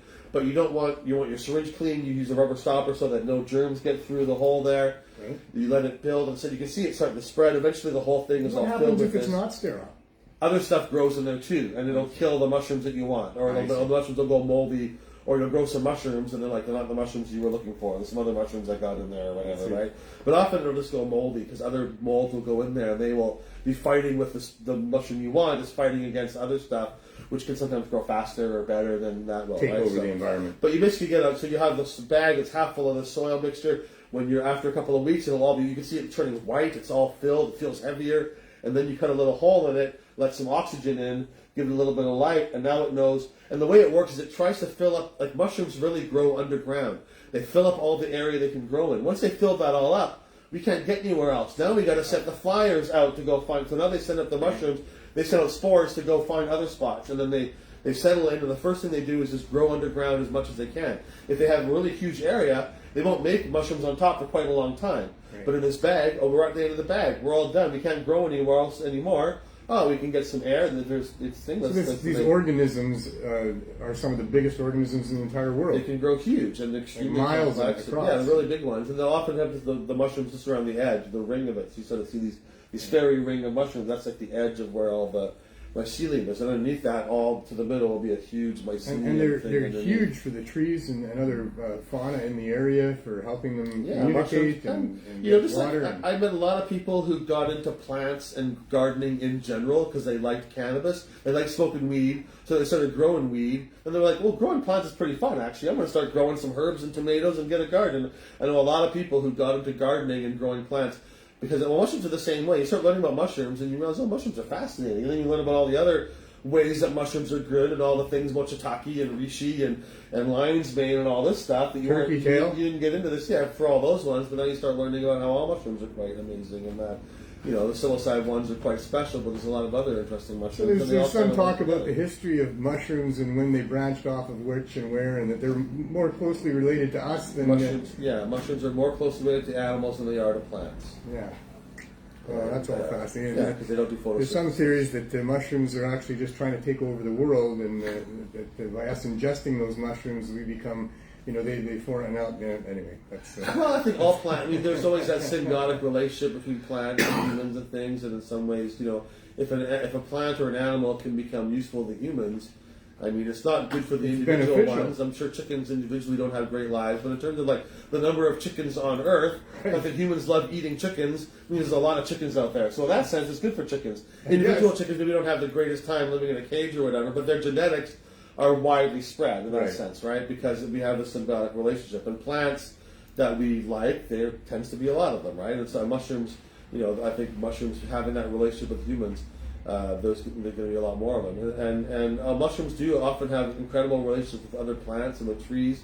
The Amanita muscaria mushrooms, the traditional fairy tale mushroom with the white with the red spots in that. Those mushrooms that you often see Christmas time kind of thing, and those grow under fir trees and have a relationship with the roots of the fir trees and that, and the mycelium and the roots often they provide nutrients for each other. They connect in ways that we don't fully understand. So at this point. Your efforts are through trying to get the city to allow you to continue on as a business and provide your business license. Do you have any communication with Health Canada? Is there applications for sections 56 or whatever the equivalent might be for mushrooms or anything like that? Not for me personally, no. I wouldn't be able to get a section 56 to sell people. Like, I don't think any dispensaries ever got 56s to sell people mushrooms or sell people marijuana. It was more patients getting that to have access for it. So I don't have any things in, and I don't, even with the city, I don't really, I mean, we have business licenses, and I prefer to comply where I can, as long as I can keep selling stuff. I mean, I'm not rebelling against the concept of business licenses per se, right? If they'll give me one, I'll take one. But my effort is not to convince anybody to give me permission. My effort is to inspire others to follow in what I'm doing and to provide access. I mean, to me, the first most important relationship is to my customers and clients, patients who need access to these substances, right? So, I mean, I really exist to provide... Are there mushroom dispensaries in small towns? I don't think so. I mean, I'm not fully always up. I mean, with cannabis, it was Vancouver, then it was like Victoria, Toronto, were kind of the big spots, and then other cities started having them here and there. And some areas have a harder time than others, as we know, right? Some provinces, Saskatchewan, They had some shops, but they came under a lot more challenges. Even in BC, some cities, some small towns, the mayor was like, "Great, we love it. Here's a license." Other small towns, "We're not in my town. We're gonna," and that had a big influence, right? Yeah. I mean, mushrooms. Maybe there'll be as much. Like I feel like people who use cannabis use a lot more cannabis on a more regular basis than mushroom users. Even someone who's microdosing regularly, you're still taking one tiny pill every 2 or 3 days, Or you're trying to have an episode where you're going to come to terms with, your own mortality, perhaps. It's not something that you're doing all the time. It's not right. a heavy mushroom user is using way less mushrooms than a heavy marijuana user. They're not waking up in the morning and having their mushrooms. Yeah, and that's also one of the things about legalization of cannabis that I think has been an issue. Just going because you were talking a bit about the flaws there. I think a majority of cannabis users are now getting their weed from legal shops. But that's people who smoke more weed aren't, right? It's the average cannabis user is someone who just smokes a little bit once in a while. That's most cannabis Friday, users. Saturday night. They don't think of themselves as like part of a cannabis culture necessarily. They just like having a toke. That's the average, which is fine, right? The average. So they don't care if it costs an extra few bucks a gram. They don't care if it's the greatest or not. They just want a few puffs, because that's all they want. But then you get people like us who are like... They kind of want the novelty, too, of going into a store and buying some weed, taking it to the party and having some weed on it. So. But they're not so price sensitive. They're not so quality sensitive. People who like myself and you, well, myself especially, who are smoking weed all day long every day, we're way more price sensitive. We're more likely to think of ourselves as like part of a cannabis culture, not just someone who smokes weed once in a while. More likely to have your own contacts already pre-legalization. Yeah. More likely to be a snob about quality and know what cannabis. So we're less likely to go into the legal stores. And so I think although they've captured the hardcore majority of actual culture are not accessing through the stores. So that's why the majority of cannabis being smoked and the majority of cannabis smokers are two different things, right? I'm the equivalent of like 100 lightweight regular tokers, however many, somebody who's smoking weed all day long compared to someone who has a quarter gram once a week or whatever. Smoked anything on the show here. I haven't. What would Greg Williams say at this point? I got a little bit of a throat thing also, so I'm just trying to not start joints too much. But yeah, I've already had many joints today, believe me. Okay, we believe you. But I think that's an issue. I would hope so, young man. If you want to capture the people that are really using a lot of cannabis, who represent like the real the hardcore cannabis users, we need the lower prices and better quality, more stronger edibles, and all those kind of things we complain about. But that'll be a longer challenge because the average user is less interested in those things. And and you're talking about the medical users, and I think it's absolutely true that medical users kind of got left behind by legalization in terms of they still pay the same ridiculous taxes, they still have the same restrictions on edibles. I mean, even if you wanted to leave our legal system the way it is with all those issues, but at least make an exemption. Okay, well, if you're a medical user, then you don't got to pay the excise tax. And medical users can have access to special edibles that are a little stronger. I mean, I would allow it for everybody, obviously, right? But if you're gonna, if they're gonna put those rules in place and not make any exemption for medical people at all, then they're just stuck in a whole different thing. Why would you bother? Like, it's harder to get medical cannabis than it is to get recreational cannabis, and that seems kind of absurd, right? It's all the same thing, but if you want medical, you got to go to a doctor, get your recommendation, get it by mail order. If you want recreational weed, you can just go buy it in a legal shop. And so it's bizarre that they've created a situation that... Well, and you alluded to it, and you and I both know that recreation is a subset of medicine. It's recreation, it's preventative medicine. But that's not really speaking to just how actually powerful it is in a person's life. And a person that's struggling in poverty, for them to have some quality weed to smoke changes their life in a big way. They seldom get it. It's hard to access it. Typically, it's $10 a gram still in any other places that are selling it. Like people on the street corners out here, and the government stores too, but they have it for $5 or $6 a gram. It's not the best. But my point is that, so what we're doing here is we've made sure, it's been over 2 years now, that we've consistently all day long had 5 grams for $5. And it's decent bud. It's not the best bud that we have. We have grams that sell for $6 a gram and never any more than that. But it's the 5 grams for $5. So it's $1 a gram. $1 a gram. And people can have one $5 bag per person per day. Right. And we put out hundreds of those, a couple hundred of those every day. We're going through probably 2.5 pounds every day at 5 grams per person. And that just is so valuable to these people that just don't have hardly anything. Weed itself is, like I said, extremely valuable to them. It changes how they, it's just so, to be able to smoke a joint when you're down and out and depressed, it's so valuable. So they do access weed, but they don't have much money. So if they get a $20 bill and they go to just anybody on the corner here, they get 2 grams of weed. One isn't enough, so they get the 2. They spend the whole $20. Now their money's all gone. By the time nighttime comes along, they smoke both grams. They wake up in the morning, they got no money, they got no weed. This is what they're telling us, is now they've got this 5 grams that only cost them $5, and they got $15 to go buy a sandwich or whatever at the Carnegie and get some food as well.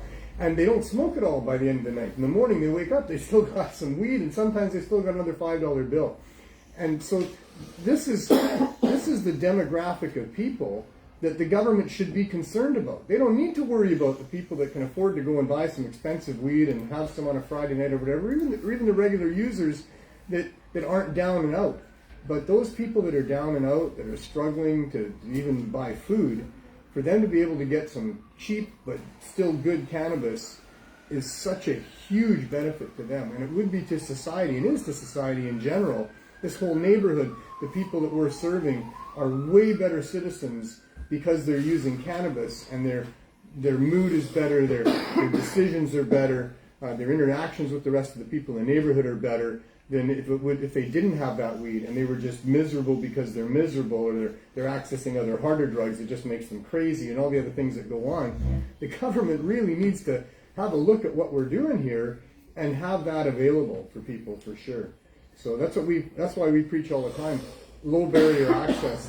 And for low barrier access to happen, it has to happen on both ends. That the suppliers, the growers, they need to have low barrier access to the marketplace, not a whole bunch of taxes at every level and all the rest of it. Well, that's one of the things I say about the money, that we sort of sold legalization as a big tax driver for governments. They're going to make all this money off it. Larry And Campbell. there's certainly money to be made in some ways, but really the real economic benefit of cannabis legalization should be that people who use cannabis don't need to spend so much money on the marijuana, right? And that helps the rest of the economy. If you have that $15 left over, or whatever, like you're saying, you can spend it on other stuff, on rent or food or clothes or movies, entertainment or necessities or whatever, and that the heavy taxes on cannabis are a big problem, right? But they're My stance on taxes for cannabis has always been that there's no cost involved to government for people accessing cannabis. Therefore, there needs to be no taxes involved for them to cover costs of anything.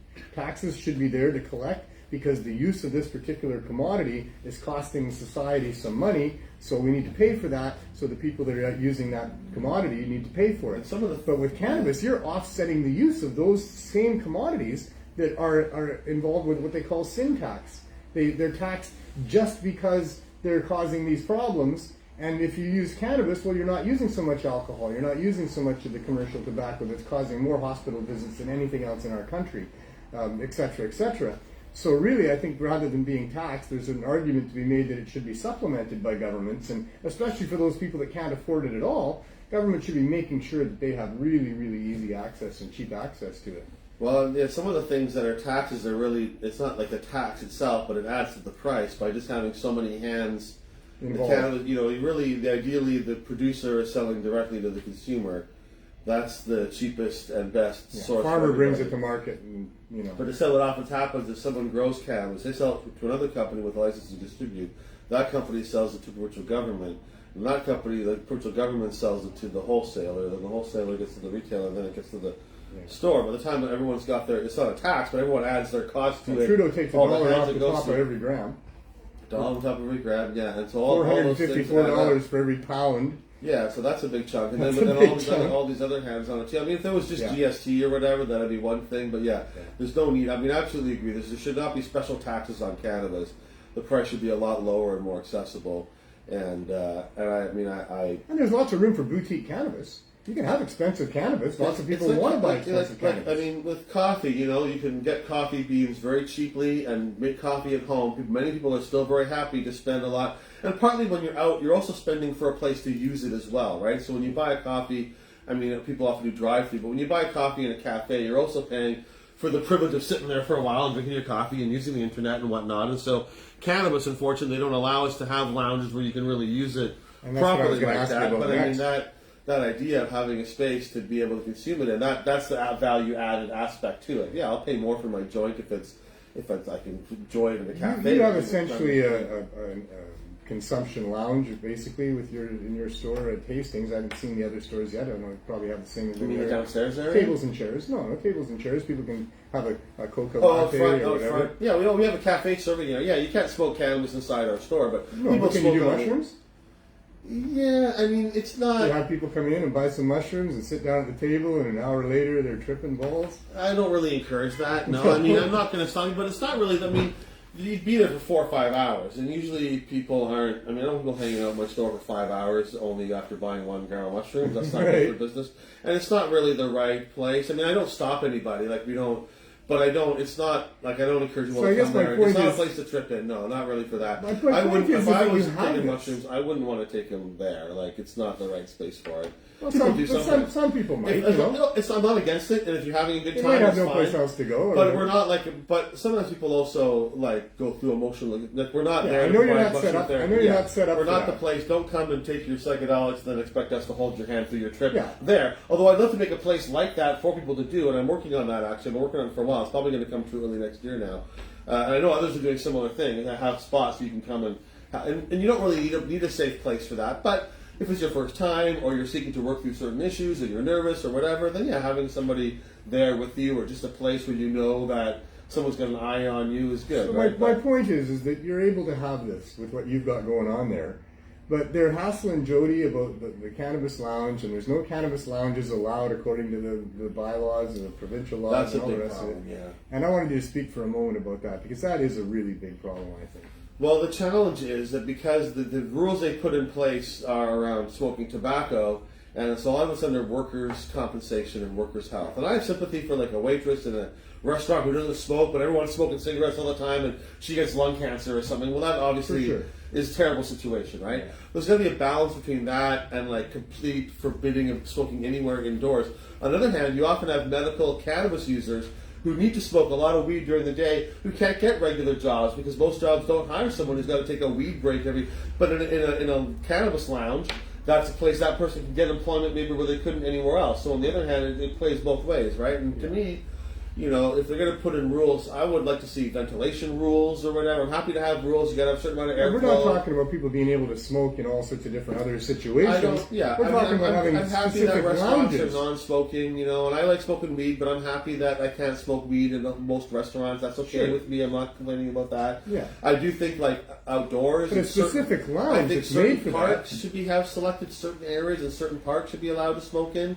I don't want people smoking everywhere in every park, but there's definitely a lot of spots you could be smoking in. Tobacco too, outdoors. These things don't really need policing, right? And Like these are societal norms that happen. Should, I mean, you don't sidle up to a family that's having a picnic at the park when it's a big park and start lighting up your bongs. Well, they let you. You just don't do that. They let you. But you don't need to have a cop there to make sure that doesn't happen. I mean, that's just common sense. Barbecue steaks in the park, and they have spots set up to do that specifically. Yeah. For many people, barbecuing a cow is like a religious, like sacrilegious, heretical thing to do. It's highly offensive to a lot of people. And a lot of people don't like smelling burning meat or whatever. And you wouldn't go and set up your barbecue right next to another group that's having their thing there. You would find your own space that's your social distancing, if you will. Yeah. And those are social norms. We don't need enforcement for those types of things. But anyway. But I think it is a mistake that they didn't allow lounges to smoke in or even to vaporize in. I mean, even vaping is like the halfway ground to at least say, well, you can't smoke, maybe you can vape in certain areas or something, right? I mean, I guess the argument is that people don't want to get high. But if you're in a cannabis lounge, they can't make that argument. I mean, that's where you're giving consent basically by being there. Yeah, and so if you have the right kind of ventilation and the right airflow and things like that and everything, you want to have lounges where you can That's eat a fight that still has to like happen because there needs to be spaces available well, for people. Part of the problem is because they've got these bylaws, who allow other more than Jody and Jeremiah. Other than people who are idealistically attached. I mean, and in cities like Surrey and Richmond where there's none at all, maybe there's a push there, but like it's hard. But like you say, but by who? Yeah, and same with like lounges. You need yeah, it's going to be a challenge, but at the same time, it is changing. Things are changing slowly and still changing, and I think, but we need places to safely use these substances, and inhalation lounges. In your opinion, the way to get those lounges is to open those lounges without permission until they allow those lounges. Is there not a legal challenge or a legal channel to be able to go to to get that to happen just by No, common sense? Asked our lawyer. I mean, it's a challenge at different levels of government because you got municipal and provincial. I don't know if the federal government's banned inhaling like indoor smoking, but the provincial government has, and they banned cannabis in all parks. They banned cannabis in all parks. They could have said like, we're going to let municipalities decide, right? And municipalities let people drink alcohol. That isn't fair to those medical users or other users within but at those least it's a municipalities. thing. I mean, certain cities let you drink in certain parks in certain ways, and I mean, cannabis is different than drinking in a bunch of different ways. But you know, they do allow in Vancouver. They let you drink alcohol in some parks. Some cities do, some don't. But to ban it across the province, especially when it's just post legalization, you could say, well, we're still learning. This legalization is new. We don't know exactly yet, so we're going to let cities do experiment for a while and see how things go. And they can let cities, if a city wants to have smoking lounges, maybe they should be allowed to, and if some don't, maybe they don't have to. At least in the beginning, to see how it goes, and then. But to put the ban in across the province that no one can do this at all, no city's allowed to do it, it ties cities' hands. And you know, we're at a time when we're talking about safe injection sites, and we need safe inhalation sites too. And a lot of users of non-cannabis drugs. Well, when it comes to injection, they're not safe; they're supervised. Supervised. They're safe. I use the word safer or whatever. You could say safe with respect to cannabis consumption. No, cannabis. In any case, geez, Dana, there's so much we could talk about. I'm gonna have you back on the show again before too long. Well, it's a pleasure. Thanks for having me on and everything. There's a lot of nice different to be topics here we could have touched on, and there's so much going on. There's tons going on, but December 6th is our hearing. If you go to mushroomdispensary.com, there's information there about the hearing. But you know, people could come and attend and see what's going on. I hope people could speak, but they can't. But that's, if you're in Vancouver, that's the big thing coming up. But also just letters support us help. And support your local dispensaries, and you can write letters and things. You know, we'll see how it goes. The main thing is open your own mushroom shops, you know, and compete with me and do better than me. And don't open right next door to me, but otherwise, you know, let's see more in the city. There's a lot of big city, lots of places to go. And but you know, I got my 3 shops. I might open a few more. We'll see. But my goal is not to any more than I want to dominate the whole marijuana market. I don't want to be the only mushroom guy. I want there to be lots of places. And your with all kinds mushroom of shops are fairly busy. There's a fair amount of demand for what you got going on. Well, yeah, I said we also do LSD and DMT and coca leaf and kratom. I heard we could do a whole other show talking about kratom and how all the incredible benefits of that. And we sell a lot of other things. And I'm working on adding more other herbs and interesting psychedelics and things to our shops, right? But one step at a time. We've got a pretty. There's nowhere else in the world is doing what I'm doing. There's plenty of mushroom shops out there. Great. I believe I'm the only shop in the world where you can walk in and buy mushrooms, LSD, DMT, coca leaf, kratom, and peyote. Or go to your weed dispensary next door. And the weed dispensary next door. But I don't you're there's a lot doing of weed amazing dispensaries things out there. But that combination, no one else is doing it anymore. You have always been at the forefront of all of this stuff, my friend. And right on, Neil. You know, on behalf of the whole community, we can't thank you enough. Everybody I mention you to, they're all like, oh man, I love that guy. I love what he does. You know, Adam is here. You should go have a chat with him. You know, he's been an admirer from afar for a long time. He left you some of his Mad Hatter edibles there the other day, but he would like to meet you. He'd never actually met you in person before. He's seen you on stage speaking and what have you. But you've done just such amazing things for so long. You've been such an inspiration to myself. I told you before, I think that, I know I have, that it was your editorials in the Cannabis Culture magazines that brought me to tears as just a mainstream human and led me to where I am today. The injustices that you so eloquently were able to point out in those editorials, and like I say, you can't read those without getting really emotional and feel that there's a real need to do something. And that's why I've been doing it for 25 years, and so many others as well that you've inspired in yourself. And we're not done yet. And I'm so thrilled that you're still, you know, at the forefront, leading the way through these things and getting this stuff done. Because without you, I don't know where we'd be. I really don't. Well, you know, for me, that's the most meaningful thing is when somebody says to me, like, oh, I saw you do this, or you wrote something, or you did something, and inspired me to do something, and because of you, I did this and that. And I'm not taking credit for their things or for your work, and you've done amazing work, and I helped inspire it's inspired by you to begin with, you know? But that's what means something to me, is that people say, because I saw you, or because you said something, or because I saw you do something, I did something too. That to me is the most important thing. If they're happy with what I'm doing, that's great. But if I get them to take action and do something, you know, because of me or because of whatever, then that to me is really that means. Well, that's me, and that's a whole bunch of other people. And you inspire me, and I'm sure you inspire many others as well. who through all the things that you do, and I've been inspired by this too, right? So we should all inspire each other to do better and go further and be better people and do more of ourselves. And so I like to inspire, and I am also inspired by others too, and that's what makes it all go around. And that's what I'm just trying to say is I really can't thank you enough. It's been incredible, my life for the last 25 years because of the emotions that you evoked in me through those editorials and things, and then everything since has given me an amazingly rich life. I mean, frustrating dealing with government, it makes me angry how corrupt our nice country is that I thought was a nice, polite group of people that just helped each other, but it turns out the governments are helping the corporations, not us, and you can't trust them, and you got to fight against them, and that's what we're doing. But I really, my life has had so much meaning. I was just a family man raising the kids, and I don't mean to belittle that at all. But once I took on this greater cause, it's given my life that much more meaning, and you had a lot to do with that. And thank you, and I appreciate mostly that now that you're continuing on. That a lot of people have gone their own ways. You don't hear much about them anymore, but you're right there, and it gives me a lot of strength that that I'm here doing what I'm doing, but I got you there doing what you're doing as well, and I'm not alone, and that's a good part to do with what you're doing. So thank you so much. Thank you too, Neil. And I want you back on the show soon so we can talk about some of these other things as well. There's so much we can talk about, and I know our audience is thrilled to have you explain all these things to them and tell them all these different things that they want to know. And here's a venue, a last standing pot TV show at this point. So really look forward to having you on again in the near future, and we'll talk more about this. Thank you very much. Thank you, My sir. pleasure. Thank you. It's been a great journey. All right, so what we didn't talk too much about today, the Vancouver Canucks, but that's not where I was going at all. Just look up what the Vancouver Canucks are doing, and you'll see why us Vancouver Canucks fans who have been so deprived for so long of a winning hockey team are hopeful that this is a good year. No, that's not it at all. It's about the Cannabis Substitution Program and what that's all about.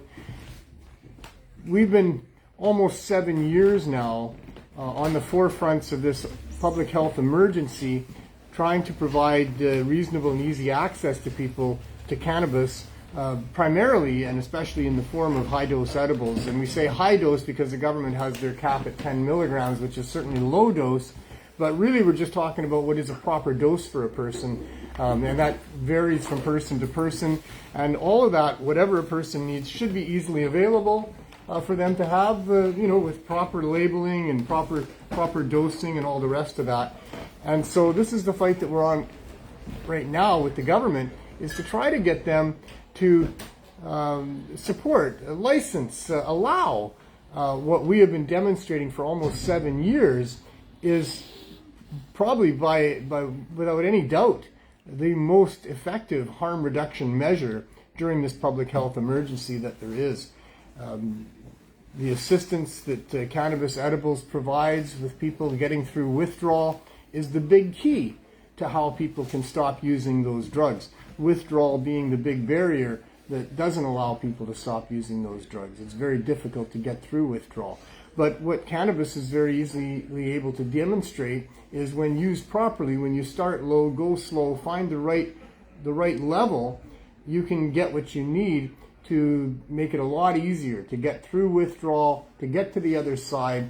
And then in almost all cases, people were using those other harder drugs to deal with underlying health issues, be they psychological or physical. And so cannabis, then after getting through withdrawal, in the form of those edibles or concentrates or even just flower itself, can substitute and replace the effectiveness that those other drugs were providing in dealing with pain and anxiety and sleep disorders and all the other things that people are using these drugs for. So, we've been presenting this solution, this model of how to assist people into a transition from the dangerous, hard street drugs. And I would include alcohol in that and even prescribed pharmaceuticals in that. But to help people transition from that into using either none of that and nothing, but in most cases to using cannabis, which is is such a wonderful commodity for people to use in comparison to the problems that they have with those other substances. So we've been doing this for a very long time. It's been quite the journey. You can watch any of the other shows, and I do a fairly in-depth recap of the journey to get us here. But in a small capsule today, recognizing that cannabis had the potential to help people get off those drugs was the impetus for starting the Cannabis Substitution Program. And for 3.5 years, it was giving it out in care packs to people that would line up for hours outside of the Vancouver Area Network of Drug Users office near Main and Hastings. And then because of a city motion to support what we were doing, we moved into a storefront.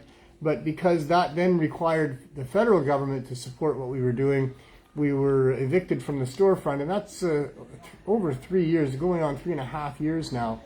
And for all that time, waiting for Health Canada to do the right thing and provide us with support and a license, some allowance to be in the storefront again and to offer these services, wherever it's needed across Canada.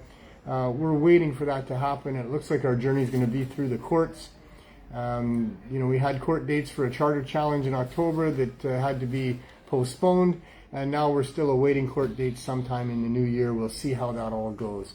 But in any case, that's what this is all about. That's who we are. And we're just continuing to offer low barrier access, 8 hours a day, 7 days a week, now from an RV for over 3 years, parked right out front of where the storefront was, and hopefully will be again when Health Canada does the right thing, be it on their own or through the forcing by the courts. But we'll see how that all goes. So we're going to go outside just for a few minutes and check out what's going on to give you a little glimpse of what we're talking about. And I think it's dark out there. It is going to be dark out there. But we'll turn I probably want my jacket. I got the flash on for you. Okay. That looks like the jacket. Sweater might be good, yeah. I got a jacket on. I don't know. I don't think that's my jacket. No, it's It probably. might be my jacket. It might be. It's one of your jackets. We have a number of them. You do, don't you? And that's quite a story in itself that we've told before. Old people always have their favorite sweaters. We might tell that story again. It is dark out here. Oh, it's dark, yeah. It's nighttime in Vancouver. The weekly THC show weather report is it's kind of crispy. Yeah. It's cold, it's nice, there's no rain, which is good because we get a little too much rain here. But, I gotta have rain. I like rain, plants like rain, so I'm not trying to say we don't want rain. But we get a fair bit of it here, and it's kind of nice when it's not raining. But yeah, it's a cold fall night in Vancouver, and this is our RV. There it is. Needs a wash. Rain's coming. We'll give it a wash. We like to wash it on rainy days because then it rinses itself. Yeah. Self-rinsing, right? Yeah.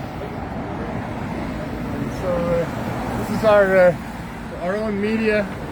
We try to let the cars going by have an idea what's going on here. We're certainly not ever trying to hide anything, although what we do continues to be illegal in Canada, and we're just trying to make sure that it becomes legal somehow. And as we talked about with Dana, one of the only ways to do that, it seems, is to just go ahead and do it, and to do it in such a way that that builds a reputation and a track record that shows that what you're doing is safe, it's effective, and especially, like I say, when there's a healthcare emergency of overdose deaths, you would think that the government needs to have a look at what we're doing, and if it really is helping people, well, they should support us. And they haven't done that. They haven't had a good look. They haven't supported us, and so we're taking them to court. Hello, Adam. Yeah. All right, Governor. All right, how you guys doing? Never better. Good, good. Say hello to the audience at home there. Hello, audience at home there. Yes, this is the Ganja Mobile, the Weed Wagon, the Weedabago. I guess the weed truck is the one that they use mostly in the neighborhood. But we go by a lot of different names, but we're very well known at this Oh, is that point. Adams? Yeah, So, Adam is the other one. Anybody want to tell me how the day was? The day was pretty good. A little bit slow. Helped a lot of people. Helped a lot of people. That's Gave us good. a lot of free joints, a lot of free edibles. Every day Sorry it's without taking so long. a raid is a good day. Every day my life is a good day. Yes. Hey, how's it going? And, so yeah, there you go. That's kind of the THC show for today. Very happy that our guests were able to come on and share some of their stories with you. It's an ongoing situation that we're still trying to deal with as best we can. It certainly has evolved a long way from pre-pandemic days of 100,000 people coming to 420 and the real momentum that we had and the belief that we had in what we were going to get, and to where we are today with a very fractured movement of people on different sides of this issue that shouldn't be at all. There shouldn't be any sides to legalization. Legalization should just be legalization. And there shouldn't be criminal penalties for anything to do with pot, and there shouldn't be government interference in what's going on with people accessing cannabis other than to supplement its access to help people use it for all the great things that we could be using it for industrially and medically and spiritually and all the rest of it. So the battle continues. The legalization is just a smokescreen and a farce to continue prohibition and continue taking taxpayer dollars to protect corporate interests and to eliminate and weed out, if you will, pun intended, all the little people, all the mom and pops, all the people that really are at the heart of the movement for legalization, the people that need it the most, the people that we've always been fighting for. Those people still need to have us fight for them. So join us if you can. I always put it out there that we need as much help as we can get, that it's a really wonderful thing to do, to be part of a movement that's going to make the world a better place and help generations to come, and that's what we got going on here.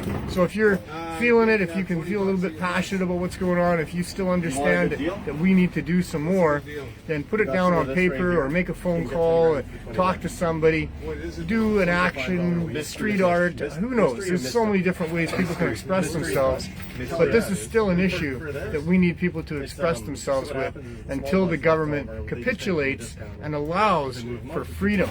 At the very core of what this is all about is it's just about us being people, and we want to access some plants that we know can help us, can help our families, can help our economy, and help our society, and we need to be able to do that. And the fact that we can't do that cuts right to the core of us not being free. And that's the big message. That's what it's all about for me. I hope that's what it's all about for you.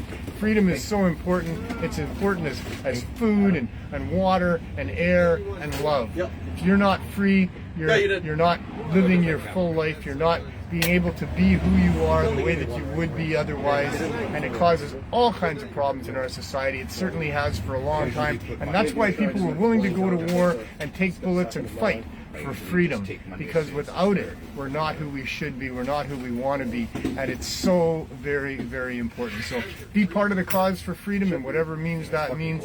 The cannabis issue is certainly one of the biggest ones, and certainly the psychedelics issue is another one of the very big ones, and we need all the help we can get. So I look forward to you joining us in all of this. We'll be back next week with more for sure. In the meantime, be kind to others, be kind to yourself, and most important, as always, have as much fun as you can till I see you next.